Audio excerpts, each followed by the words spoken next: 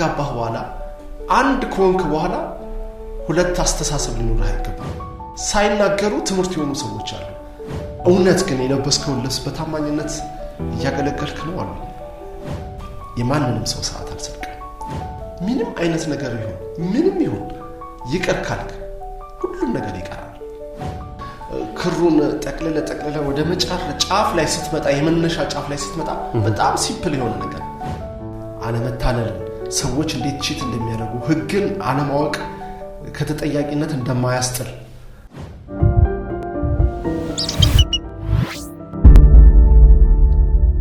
ሰላም ጤና ይስጥልን ውድ አክሲማሮስ ቤተሰቦች እንደምን አላችሁ?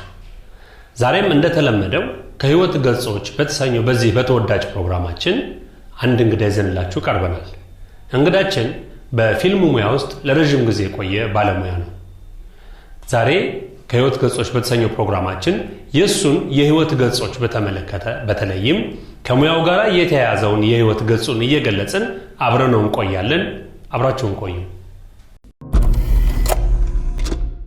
በቅድሚያ ጥሪያችንን አክብረህ እዚህ አክሲማሮስ ቲዩብ ስቱዲዮ ድረስ ስለተገኘ በአክሲማሮስ ቲዩብ ስምና በተመልካቾች ስም በጣም ልናመሰግን እንወዳለን። እስኪ ራስን አስተዋውቀን።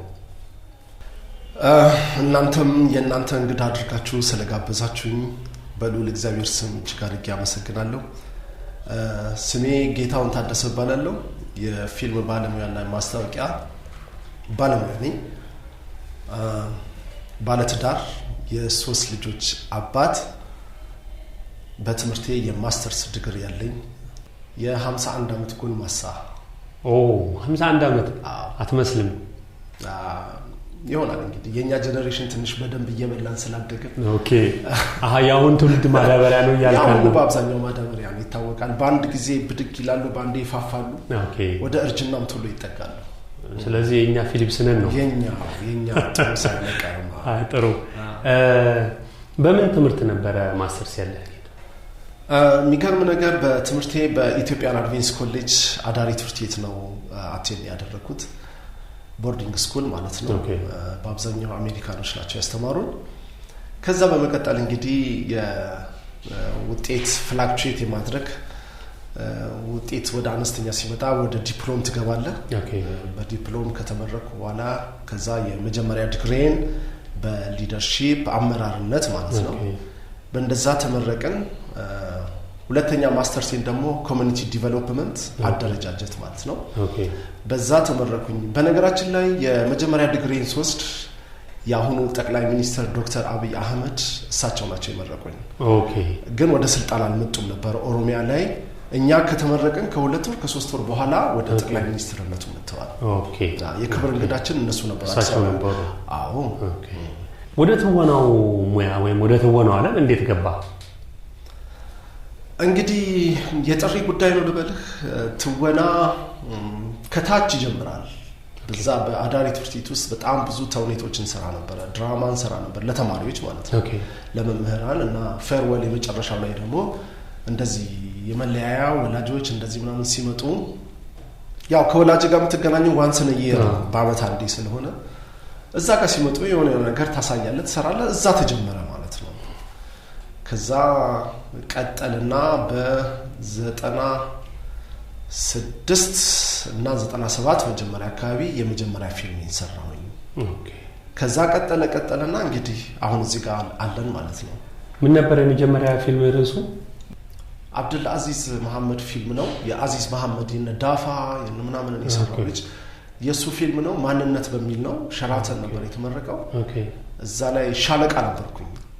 ሻለቃ ምን የሰራሁት የመጀመሪያ ስራዬ ነበረ። ያኔ መሰረት መብራቴ ምናምን በጣም ብዙ የወጡበት ሰዓት ነበርና እኛም ያኔ ሰርተን የፊልም ውድድር ነበረ። የኛ ፊልም አንደኛ ወጥቶ ሸራተን ላይ ተመረቀናል። ደስ ይላል በጣም። እስከዛሬ ምን ያህል ፊልሞች ሰርተሃል? የወጡት ወደ 30 አካባቢ ይሆናሉ። አሁን በኤዲቲንግ ላይ ያሉት ደግሞ 2 አሉ። አሁን ደግሞ ወደ ተከታታዩ እየመጣን ነው። ያው እንግዲህ በዚህ በ2-3 ቀን ውስጥ ደግሞ የተከታታይ ድራማ እጀምራለሁ። ምን ቴሌቪዥን ላይ የሚቀርብ? እሱን አላወኩኝም። ስለዚህ ተከታታይ ነው። ተከታታይ ድራማ ነው። ፕሮዲውሰራችን ያው ኦልሬዲ ንባብ ጀምረናል። ቀረጻ በዚህ 3-4 ቀን እንጀምራለን። ኦኬ ጥሩ ሄዳችኋል ማለት ነው። እስኪ ከተሰሩት ከ30ዎቹ ፊልሞች ውስጥ የምታስታውሳቸውን ፊልሞች ንገረኝ። ሩቅ አይደለም ሁሉንም ማስታወስ ይችላል። አክቹአሊ ግን እንደው ማረሳው ነገር አንደኛው ልንገርህ። ዋርሳ የሚባል ፊልም ስንሰራ ያው ትንሽ ኃይለኛ ሰው ሆኜ ነበርና መሰራው ኦኬ ከኔ ጋር ሲሰራ የነበረውን የመጨረሻውን ሰው የሆነ ትልቅ ጉድጓድ አለ፣ በርሜል አለ፣ የውሃ ማጠራቀሚያ ነው። እዛ ውስጥ ሬሳ ይዞ እንዲገባ አድርገውና እሱን አስቀምጦ ሊወጣ ሲል የሚስጥሬ የመጨረሻው ሰው እሱ ስለነበረ እሱን ሹት አድርገዋለሁ። ከዛ በርሜሉን ነው ምዘጋው። አጋጣሚ ሆኖ በርሜሉን ልዘጋ ስል እጄ እንደዚህ የበርሜሉ መስኪያ ላይ ነበር፣ ራሴው ላይ ነው የዘጋሁት። እና ያው ጣቴ ወዲያው ነው እንትን ያለው ደም በደም ብቻ ፊልሙን እንደምንም ለመጨረስ ተጨረሰ። ከዛ ተለቀቀ እና ዋርሳን አረሳውን በጣም ብዙ ዋጋ የከፈልንበት የሚገርም ነገር የነበረበት ከ5 ሰዓት ተኩል እስከ ሌሊቱ 8 ሰዓት ተኩል ዝናብ እየዘነበ አስፋልት ላይ ተኝቼ ብሊድ የሚያደርግ ነገር እንዲሰራ ነበርና ያ ቴክኒክ እየተሰራ እዛ ላይ ማረሳው ፊልም ነበር። ብቻ ዋጋ የተከፈለበት ወይ በጣም። ሌሎችስ ስንት ፊልሞች ታስታውሳለህ? ከ30ዎቹ አሁን አንዱ ዋርሳ ነው። ልብ ያዘዘው በቀል፣ ዋርሳ፣ ሄራን፣ ሶስተኛው አይን፣ እርቅ ይሁን፣ እንደ ሰው፣ ወንድሜ ነህ። የኪነ ጥበብ ባለሙያ ሲኮን አብዛኛው የኪነ ጥበብ ባለሙያ ህይወቱ ላይ ችግር አለ። በተለይም የልጆች አባት ሲኮን ትዳር ሲኖር አብዛኛው የኪነ ጥበብ ባለሙያ ውስብስብ የሆነ ህይወት ውስጥ ይኖራል። ምክንያቱ ደግሞ ምንድነው ይመስለኛል ጊዜ ካለመስጠት አንፃር ሙያው ከሚፈጥራቸው ነገሮች አንፃር ቤተሰብ ላይ የሚያመጣው ተጽዕኖ አለና አንተ ይሄንን ከቤተሰብ ጋር እንዴት ነው አጣጣም የምታልፈው? ስራህን ለቤተሰብህ በደንብ ከነገርካቸው የምትሰራውን ስራ ካሳወቅ አንተ ጋር ሚስጥር ብለህ ያስከው ነገር ከቤተሰብህ ጋር መሆን ያለበትን ነገር ካልሸፈንክ ቤተሰብ ይረዱሃል። እኔ ለምሳሌ ስክሪፕት ሳነብ አብሬ ነው ማነበው። ልጄ ታናበበኛለች፣ ባለቤቴም ሳነብ ታውቃለች ገጸ ባህሪውን።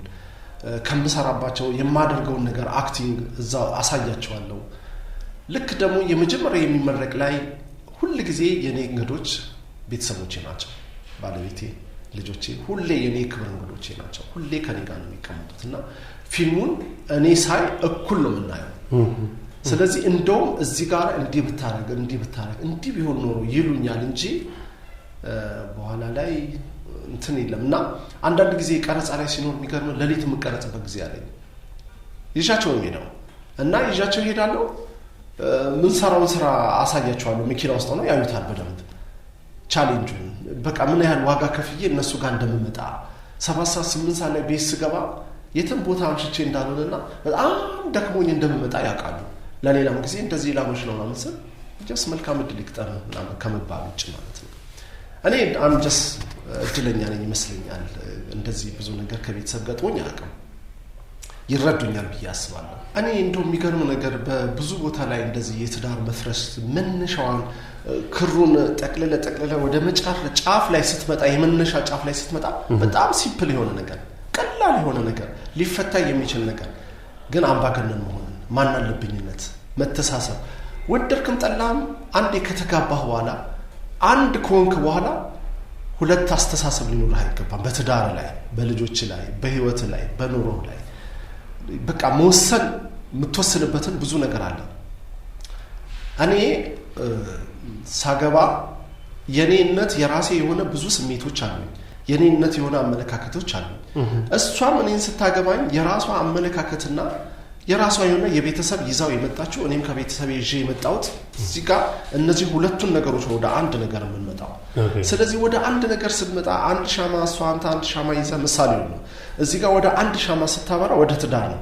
ያ ሻማ በራ ወይስ አልበራም ነው። ያ ሻማ ከበራ መጀመሪያ ተግባብታል፣ ተስማምታል ማለት ነው።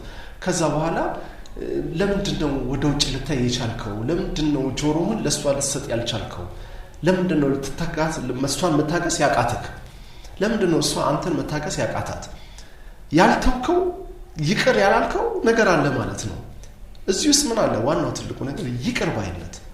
ምንም አይነት ነገር ይሁን ይቅር ካልክ ሁሉም ነገር ይቀራል። ይቅር ብለህ ተሸናፊ ሆነ ይቅርታ ካልክ በቃ ሞተ እዛ በላይ። ነገር ግን ይቅርታ ብለህ ደግመህ ያንን ነገር የምትሰራ ከሆነ እሱ ያንተ ስህተት ነው። ወደዛ ነገር ላይ ተመልሰህ ማትገባ ከሆነ ይቅርታ ካልክ እሷም ይቅርታ ከጠየቀች በኋላ በቃ ዳን ሞተ እኮ በቃ ከዛ በኋላ አይነሳም። ሰላማዊ ፍቅር ሴቶች ደግሞ ይችሉበታል እንደዚህ። ሴቶች ወንድን ማስተካከል፣ ወንድን ቀጥ ማድረግ ማለት ይገባሃል። እንደው ኃይለኛ ሆኖ ምናምን በፍቅር መግዛት ይቻላል። ተሰጥቷቸዋል።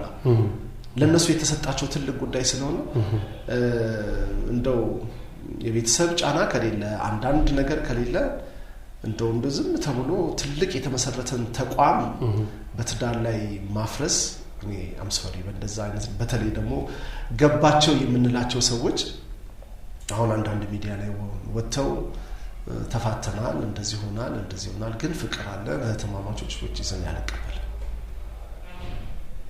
አየህ እሷ ያንተ ናት፣ አንተ የሷ ነህ፣ አንድ ነህ። እስከ ለተሞት ድረስ አንድ ሆነ ቃል ኪዳን ገብተህ የምታሳልፈው ጊዜህን አብረህ የምትቀል። በነገራችን ላይ አንድ ምሳሌ ልስጥህ። እኔ ሳላገባ በፊት ያሳደገችኝ እናቴ ያለችና እኔ በጣም የማደንቃት በጣም ለኔ ትልቅ ትምህርት የሆነች ሳትነግረኝ ሳይናገሩ ትምህርት የሆኑ ሰዎች አሉ። አንዷ እሷ ናት። ባይደው እኔ በጣም እድለኛ ነኝ። እሺ ሁለት እናቶች ናቸው ያሉኝ። አንደኛው እናቴ የወለደችኝ ናት።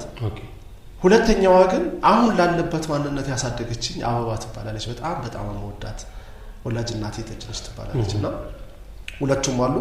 ሁለቱም አሜሪካን ሀገር ናቸው ያሉት እና ይሄዳሉ ይመጣሉ ማለት ነው። ግን ምን አየሁኝ መሰለ? ከሷ ምን ተማርኩኝ መሰለ? ለትዳሬና ለባለቤቴ ትልቅ አክብሮትና ክብር እንዲሰጠኝ አባቴ ታመመ እና ሲታመም ሁሌ ከሱ ጋር አትጠፋም እና አዲስ አበባ ሆስፒታል ተኝቶ እንደው ማራሳውን ነገር ነው ኮምነው በጣም ብዙ ነገር አንዶችን እኔ ውስጥ የተቀረጸውን ነገር ነው የምነግርህ። እና ራሱን መቆጣጠር ትንሽ አይችልም ነበር። በጣም ክሪቲካል ውስጥ ገብቶ ነበርና የሆነ እንትን ያለችው ነገር ሴንስ ያደረገችው ነገር ነበር የሚሰለኝ ከሱ ጋር። እኛ ቁጭ ብለናል ልጆቹ ከበነው ምናምን ነገር እና አንዴ ውጡልኝ ከሱ ጋር ማወራው ነገር አላለችም። ከኛ ከልጆቹ ደብቃ ምን ልታወራው ነው ምናምን ነገር አለንና እኔም ታናናሾቼም ነበርና ወጣን። የሚገርም ነገር ለካ ምን ይሁን ብቻ አላውቅም ብቻ ከ15 ደቂቃ በኋላ አጥባው ተጸዳርቶ ምን ተብሎ በቃ እንትን ሆኖ ጠበቀን። አየህ ምን ማለት እንደሆነ ታውቃለህ? እኛ ልጆቹ እንኳን ልናየው የማይገባንን ገበና የሷ የባሏን ገበና ሸፍና ይሲ ተመልከት እንትኑን አሬንጅ አርጋው ንጹህ ሆኖ ምናምን ነገር ልብሱ ተቀይሮለት ሳይ ዛሬ ነው የተናገርኩት እቺ ነገር እኔ ውስጥ እንዳለ እሷ ማታውቅም። እሷ ምን እንዳደረገች ላታውቀው ትችላለች። በጣም ገረመኝ። አየህ ሚስቶች ለካ ሚስት ከሚስትነታቸው ጀርባ ወንድም ከወንድምነታቸው ጀርባ እናት ከእናትነታቸው ጀርባ ያንተ የገበና የውስጥ ሸፋኝ ውስጥህን በቃ እንደዚህ ናቸው። አንተ ለነሱ ታማኝ ጥሩ ኮንክ ላንተ ብላ ዋጋ የምትከፍልናት ሴት እኔ እንደዛ ነው ማለት ነው። በጣም አመሰግናለሁ ጌት። ልብ የሚነኩ ሐሳቦች ናቸውና ደስ ይላሉ። ወደ ኋላ መለስ ደግሞ ወደ ሙያው ስንመጣ ምናልባት ሀገራችን አሁን ላይ ካለው ወቅታዊ ሁኔታ አንፃር ከሌሎችም ሀገሮች አንፃር ስንመለከት ነገሮች ጠንከር እያሉ እየፈጠኑ እየመጡ ነው። ስለዚህ ባለሙያ ወይም ማንኛውም ሰው ሁለትና ከዚያ በላይ ሙያ ከሌለው ወደፊት እዚህ ሀገር ላይ ለመኖር በጣም እንደሚከብድ አምሹር። ብዙ ጊዜ ደግሞ ተዋናዮች ወይም ሀገራችን ላይ ያሉ የኪነ ጥበብ ባለሙያዎች አብዛኞቹ ማለት ይቻላል በአንድ ሙያ ውስጥ ነው ያሉት። ተዋናይም ከሆነ በትወናው ላይ ነው። አንተ ግን ስሰማ እንደምትነግድ አውቃለሁ። ስለዚህ ያ ንግዱ ለሙያ ጠቅሞሃል ወይ? ሌሎቹስ ምን ትመክራለህ? እንግዲህ ምንድነው ከመጀመሪያው ጀምሮ ወላጅ ያው ለቤተሰቡ የሚሰጠው የሚያሳድገው ሲያሳድግህ የሚያሳይህ ብዙ ነገር አለ። እኔ በሆቴል ሙያ ውስጥ ነው ያደኩት። ሆቴል ሻሸመኔ በጣም ትልቅ ሆቴል ነበረን ነው አሁን የለም። ከተወሰነ ጊዜ ወደዚህ ትንሽ ችግር ገጥሞን ሆቴሉ ስራ እየሰራ አይደለም። ያው ቀጣይ ግን በጥሩ ደረጃ ላይ ይመጣል ብዬ አስባለሁ። እንደዚህ ስልህ ግን በተለያየ ሙያ ላይ ያደኩ ሰው ስለሆንኩኝ ሹፌር ነበርኩኝ። ሆቴል ቤት ማኔጅ አደረግ ነበር። ከመስተንግዶ ይጀምራል ማለት ነው እና ሆቴል ቤት ስታድግ ያ ሁሉንም ነገር ጠቅለለ ነው የምትሰራው። ከዛ እዚህ ሀገር ስመጣ እንደገና ወደ አዳማ ስመጣ ደግሞ ህንፃ መሳሪያ ነበረኝ።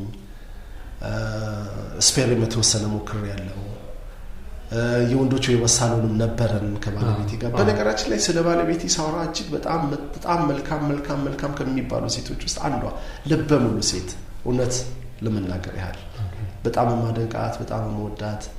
በቃ መልካም ሰው ታውቃለህ። ስትገባ ስትወጣ ፊትህን አይታ አንተን የምትረዳ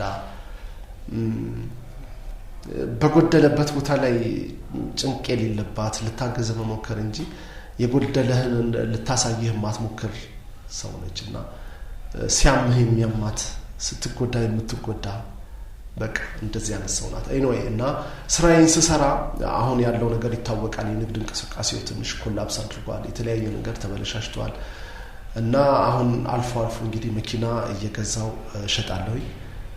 ከዱባይም የተወሰኑ እቃዎች አመጣ ነበር። ከታይላንድም አልፎ እየሄድኩኝ አመጣ ነበር። እንደዚህ እያደረኩኝ እሰራለሁ።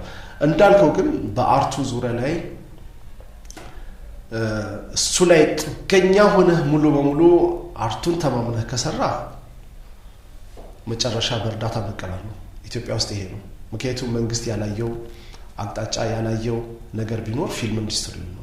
በፍጹም አልተመለከተውም። በፍጹም አንድ ካሜራ ይዤ ልግባ ብትል እንደ ማንኛውም ሰው ቀረጥ ተብለህ ነው የምትገባው። ለፊልም እንደምትሰራ እየታወቀ ሀገርን እንደምትጠቅም እየታወቀ እና የፊልም ኢንዱስትሪው ትንሽ ሀገራችን ውስጥ በጣም ደካማ ነው። መንግስትም ሰፖርት የማያደርገው እቃዎች የሌሉ ምንም ባልተመቸ ነገር ላይ የሚሰራ። በነገራችን ላይ የትኛውም ሰው ፊልም ሊሰራ ሲነሳ አድናቂ ነኝ። ታሪኩ ምንም ይሁን ምንም ሰው ይውደደው አይውደደው በቃ ይሄንን ነገሮች ሁሉ ቻሌንጆችን ችሎ ፊልም ሰራለሁ ብሎ ለመጣ ሰው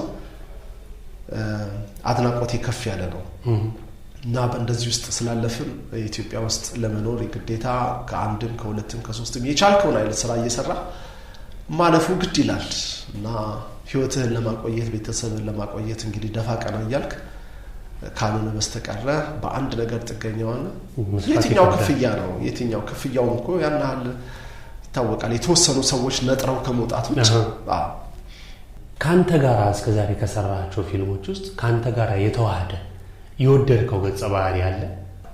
እርቅ ይሁንን የኤርሚያስ ታደሰን ፊልም እርቅ ይሁንና ሶስተኛው አይንን ስንሰራ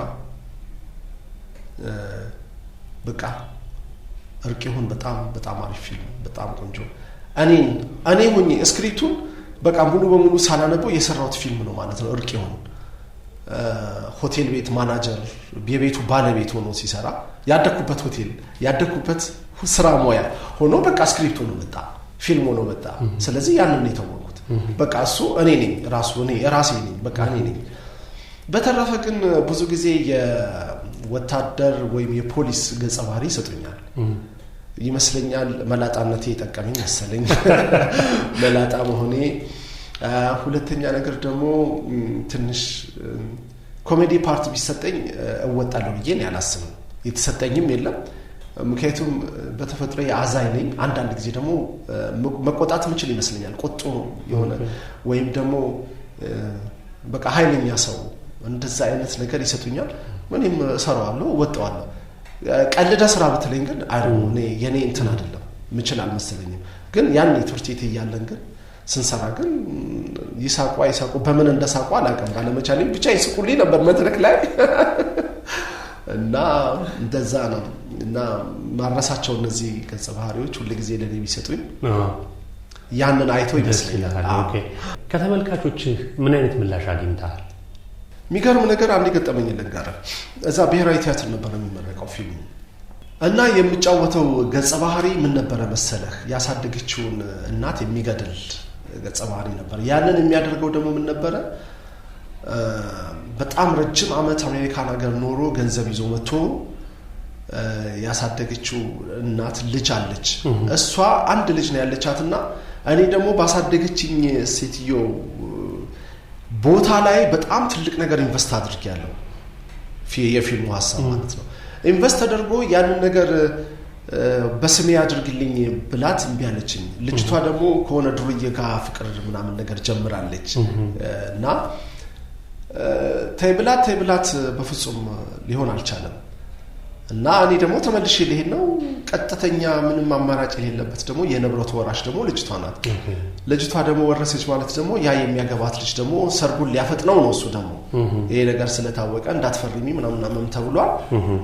እንግዲህ በእጅ አቋራጭ ደግሞ እሱ ሚሊዮነር ሊሆን ሆነ። ስለዚህ ያለኝ አማራጭ ምን ነበር? እሷን ማስወገድ ነበር፣ ኑዛዜ ሳታደርግ ውርስ ምናምን ሳይሆን እና ልጅቷን በሆነ ቦታ ላይ አሳፍኖ የሚወስድ ካራክተር ነው። ኤኒዌይ ብቻ ሴትዮዋ በእንደዛ አይነት ነገር ያርፋሉ። ለካ ከተመልካች አንደኛዋ እናቷ በእንደዛ አይነት መልኩ ነው ለካ በሰው እጅ የጠፉት። እና ስወጣ በቃ እንዴት እንደሆነ አልነግርህም። ብቻ ግን በጣም የሚገርም ነው። ይሄ የሚታወቅ ካራክተር ነው። እኔ ማቀው ታሪክ ነው። እናቴ እንደዚህ ምናምን ነገር እንደ እኔ እኮ ተከፍሎኝ የምሰራ አንድ አክተር ነኝ እና እኔ ገጸ ባህሪውን የተጫወኩት እና ምናምን ብለን ልናስረዳት ብቻ በጣም አልቀሳለች። በጣም አዘንኩኝ። አንድ ጊዜ የፖሊስ ኮማንደር ሆኜ ስሰራ ብዙ ሰራ ነበርና የተወሰኑ 1-3-4 ሰርቻለሁ። ደብረ ዘይት ለሆነ ጉዳይ ሄደን የሆኑ ልጆች እዛ ጋር ይጣላሉ መሰለኝና እንደውም ኮማንደር መጣ ምናምን ተባለና እኛ ዝም ብለን እየሄድን ነው እና በትንትን እንደማለት ነው ይሁን እንዲያርጎኝ አየህ ለካ ሪል መስየዋለሁ። አለበስኩም ኖርማል ነኝ እኮ ነኝ። ከዛ አስታረኳቸው ምን አልኩኝና እኔ ግን ኮማንደር አይደለም የፊልም ባለሙያ ነኝ፣ ግን አትጣሉ፣ ተስማሙ፣ እንደዚህ ነው ያ አስታርቄበትን ጊዜ በደንብ አውቃለሁ። ብዙ ስክሪፕቶች ላይ ወይም የተጻፉ ስክሪፕቶች ወደ ፊልም ተለውጠው ስናያቸው እኔ ምናልባትም ከ5 በላይ አውቃለሁ። 5 ምናምን የሚደርሱ ፊልሞችን አንተ ፖሊስ ሆነ ነው የምትሰራው። ደግሞ ኖርማል ፖሊስ ሳይሆን ማዕረግ ያለው ፖሊስ ሆነ ነው የምትሰራው። እና ለምንድን ነው አብዛኛው ጊዜ ፖሊስ ካራክተር የሚሰጠው? አንደኛው አዛዥ ስትሆን ወደ ኮማንደርነት በፊት ነው። አሁን አላውቅም። ሲመጣ እድሜም ዲተርማይን ያደርጋል ይመስለኛል። የትግል ውጤትህ፣ የአገልግሎትህ ጊዜህ፣ ቆይታ ደሞች መላጣዋ ደግሞ የአገልግሎት ጊዜን ትገልጻለች እና ሳይጨነቁ ያለምንም ሜካፕ ያለምንም ነገር እንደዛ ይሆናል። ግን ባይ ዘ ወይ እንደዚህ መላጣ ኮንኩኝ በኋላ ዘመዴና ምናው እሱ ፊልም ራሱ ጠፋኝ እንጂ ሜካፕ ተሰርቼ ሙሉ ጸጉር ሆኖ ምናምን ነገር በቃ የሚገርም ዶክተር ሆኜ ነው የሰራሁትና ለካ እንደዚህ ሆኖ ያምራል። አየህ እና ነሸጥ አላደረገም ጸጉር ላስተክል ምናምን የሚል ሐሳብ አልመጣ። የጸጉር የማስተከሉ ነገር በጣም ቀላል ነው እኮ ታስባለህ። ግን እኔ ነኝ አሁን ይሄ ነኝ በቃ ጌታውን የተባለው ሰውዬ በምድር ላይ እንዲኖር የተፈቀደለት ጊዜ ያለው እስከዛ ደግሞ ፈጣሪ የፈቀደልኝ ደግሞ ይሄንን ነው። ተፈጥሮዬ ጸጋ ተፈጥሮዬ በቃ የተሰጠኝ ጸጋ ይሄንን ነው። ፈጣሪ ለምን እንዲያደርክ ለምን አላማርኩም ለምን ወጣት አልሆንኩም ብዬ ጸጉር እዚህ ላይ አላደርግም። እኔ ይሄ ነኝ በቃ።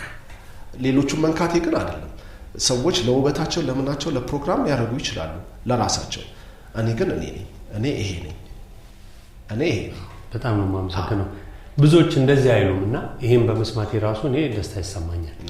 የፖሊሱን ጉዳይ መለስ ስንል በተለያየ አጋጣሚ እንዳልኩ ፖሊስ ሆኖ መስራት በጣም ከባድ ነው እና ሌሎች የሚገርሙ ገጠመኞች ፖሊስ ሆነ ፍርድ ቤት አካባቢ የራሴ ጉዳይ ነበረኝና ሲሄድ የሆነ እናት የሆነ ችግር የደረሰባት እናት ናቸውና እና እንደዚህ ሆኖ ምናምን ብሎ ይነግሩኛልና ልጃቸው ለካ አለችና እሱ ያው ያ ፊልም ላይ የምናውቀው ነው እንደዚህ ምናምን ነው ሳይ ይላሉ። ለካ እሳቸው መጀመሪያ የፖሊስ ላይ ሲሰሩ የነበሩ ምናምን ነገር ናቸው።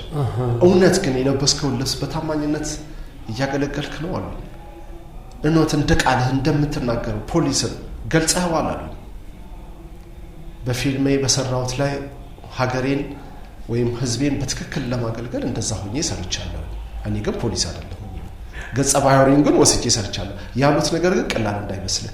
ልብሱን ስትለብስ አየህ ልብሱን ስትለብስ አንድ ኮማንደር ያለኝ ልንገርህ ስለሚታወቅ እኔ ሰማናለስ ስትሰራ ሁሉ ጊዜ የፖሊስን ክብር ጠብቅ የተወሰነ አይቻለሁ አሁንም ስትሰራ ግን የፖሊስን ክብር ማንነት ሁሉንም ጠብቅ በቃ ለፍስፍስ ሆነ አትስራ በቃ ኒት ሆነ ስራ ሁሉ ጊዜ ፖሊስ ነው የሚሰራ በቃ እንደዛ ነኝ እኔ በቃ ይሄ ጺም እንደዚህ ያሳድጋ የሆነ ነገር ሆነ ምናምን ነው አይደለም አንተ በቃ በደረጃ ላይ ክብር ደም ይፈሰሰበትን ነገር ነው እዚህ ጋር ያረከው አየህ ስለዚህ ሁሉ ጊዜ ፖሊስን አክብረህ እንደዚህ ሆነ ስራ ስለኝ ያለኝን እኔ ሁሌ ያረሳው ሁሌ ውስጥ ያለ በቃ ሁሌ ተዝረክርኬ ሊሰርች ያላቀም ፖሊስ ነው እኔ ከልቤም ደግሞ ስለምወድ ነው መሰለኝ ለመከላከያ ለፖሊስ ያለኝ ክብር በጣም ከፍ ያለ ነው ምናልባት ፊልሙን ስትሰራ በነገራችን ላይ ፊልሙን ስትሰራው ልብሱን ስትለብስ የሆነ ለየት ያለ ስሜት ይመጣል ከሌላው ገጸ ባህሪ ይልቅ ፖሊስ ሆኖ ስትሰራ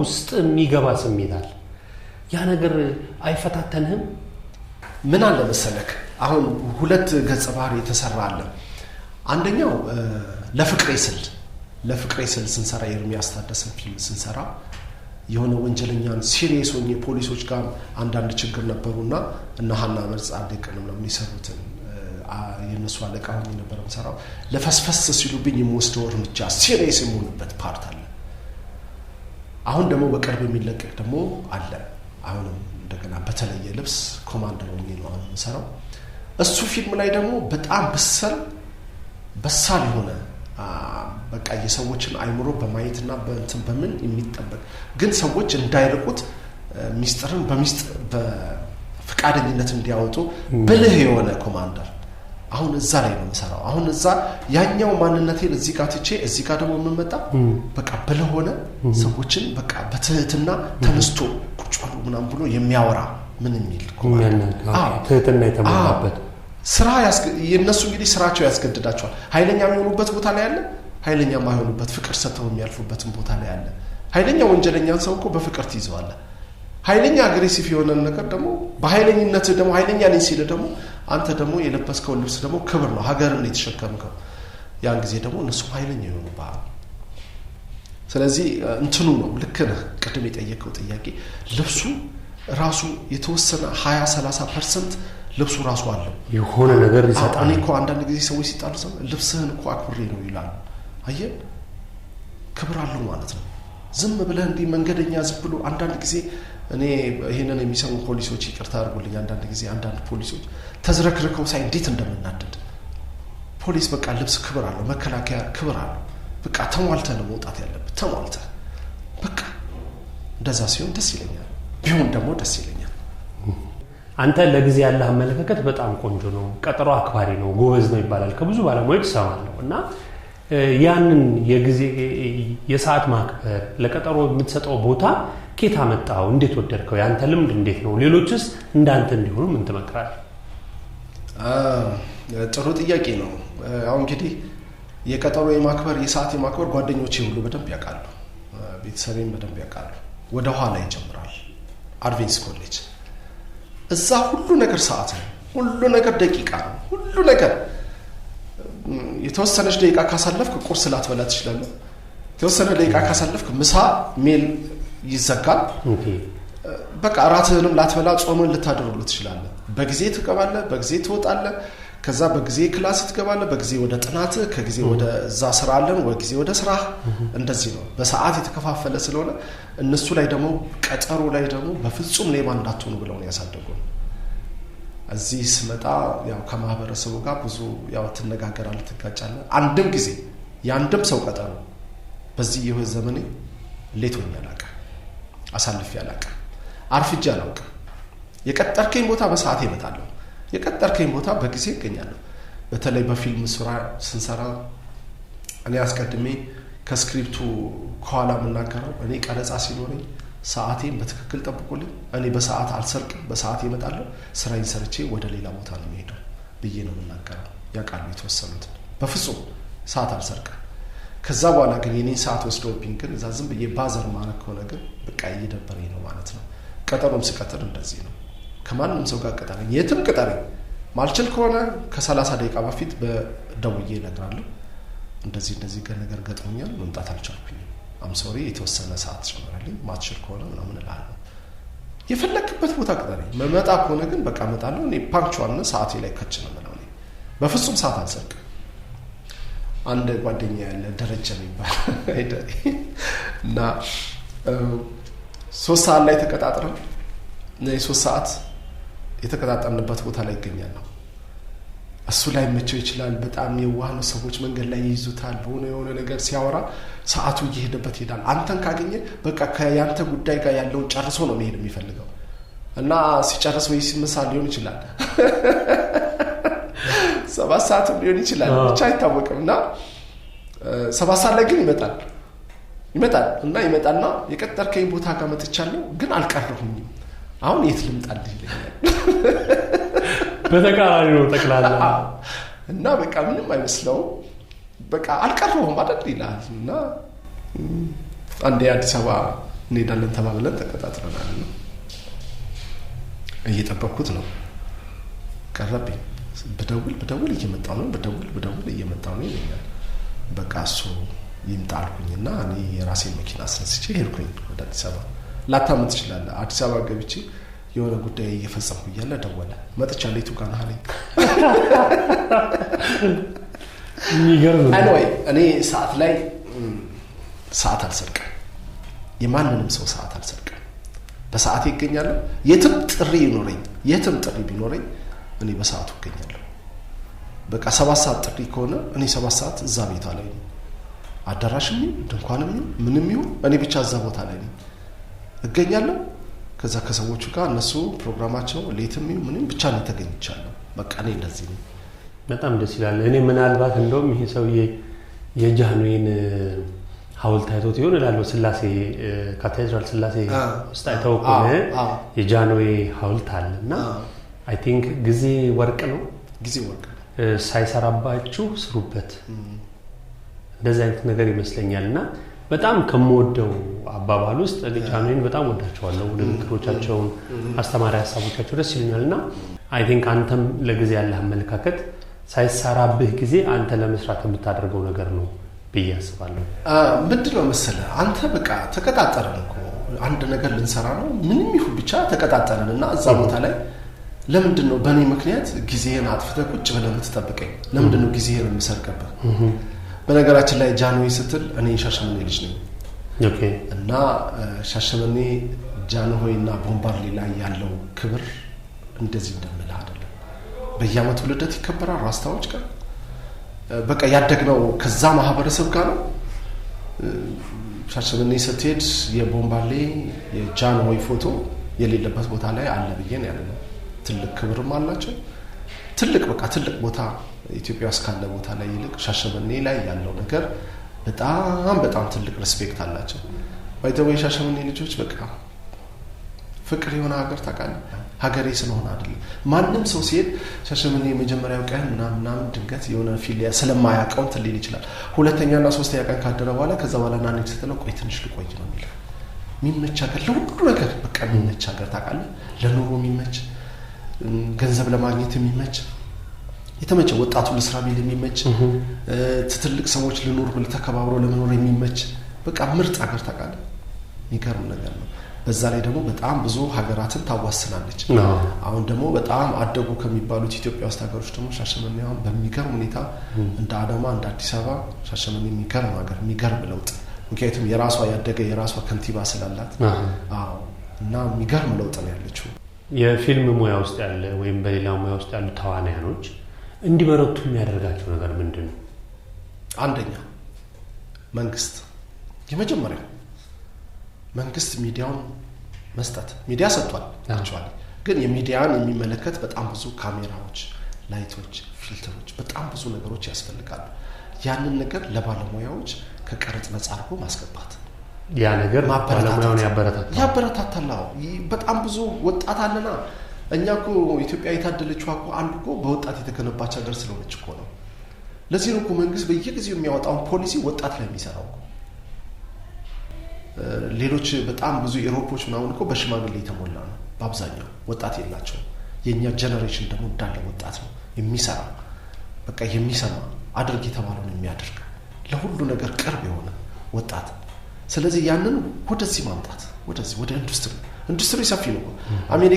አሜሪካን ያደረጋት ምንድነው ዋናው ፊልማቸው አይደለም በፊልማቸው ነው ሀያልነታቸውን የሚያሳዩ ነው እንደንፈራቸው ያደርጋሉ ማስታወቂያቸው ባይ ዘ ወይ የትኛውም ማስታወቂያ የትኛውም ኢንተርቴይንመንት የትኛውም ቢሆን ከፊልም አይወጣም ከእንትኑ አይወጣም ከስክሪኑ ከኪነጥበብ አይወጣም ስለዚህ ወደዛ ቢያደርግ መንግስት እንደዚህ የተሻለ የቀረጻ ቦታ ቢዘጋጅ አሁን እየተለመነ በየቦታው ላይ ምናምን ነው የሚሰራው የተለየ ነገር ቦታ ቢኖር እንደ ሆሊውድ ይኖር አይደለም ግን የተየለየ አሁን መንግስት እያደረገ ያለው ጥሩ ነገር ነው ለህፃናት መጫወቻ የመዋኛ ቦታ ምናምን ትኩረት ተደርጓል ለፊልም ኢንዱስትሪ ደግሞ አንድ እንደ ሁለት የሆነ ሰዎች ይሄዱ ሊቀርጹበት በየመንደሩ ምናምን ከሚባል ወደዛ ቢመጣ ድጋፍ ቢደረግ እያደረገም ነው ምንም አልተደረገም አይደለም በየትኛውም በኩል ላይ ንጹህ ነው የትኛውም ሀገር ብትሄድ ወረቀት ፍቃድ ስታወጣ በሩ ክፍት ነው ስራ ነው ተባለ ያንተ የመስራት አቅምህ ግን ይወሰናል በካሜራ በላይት በድምጽ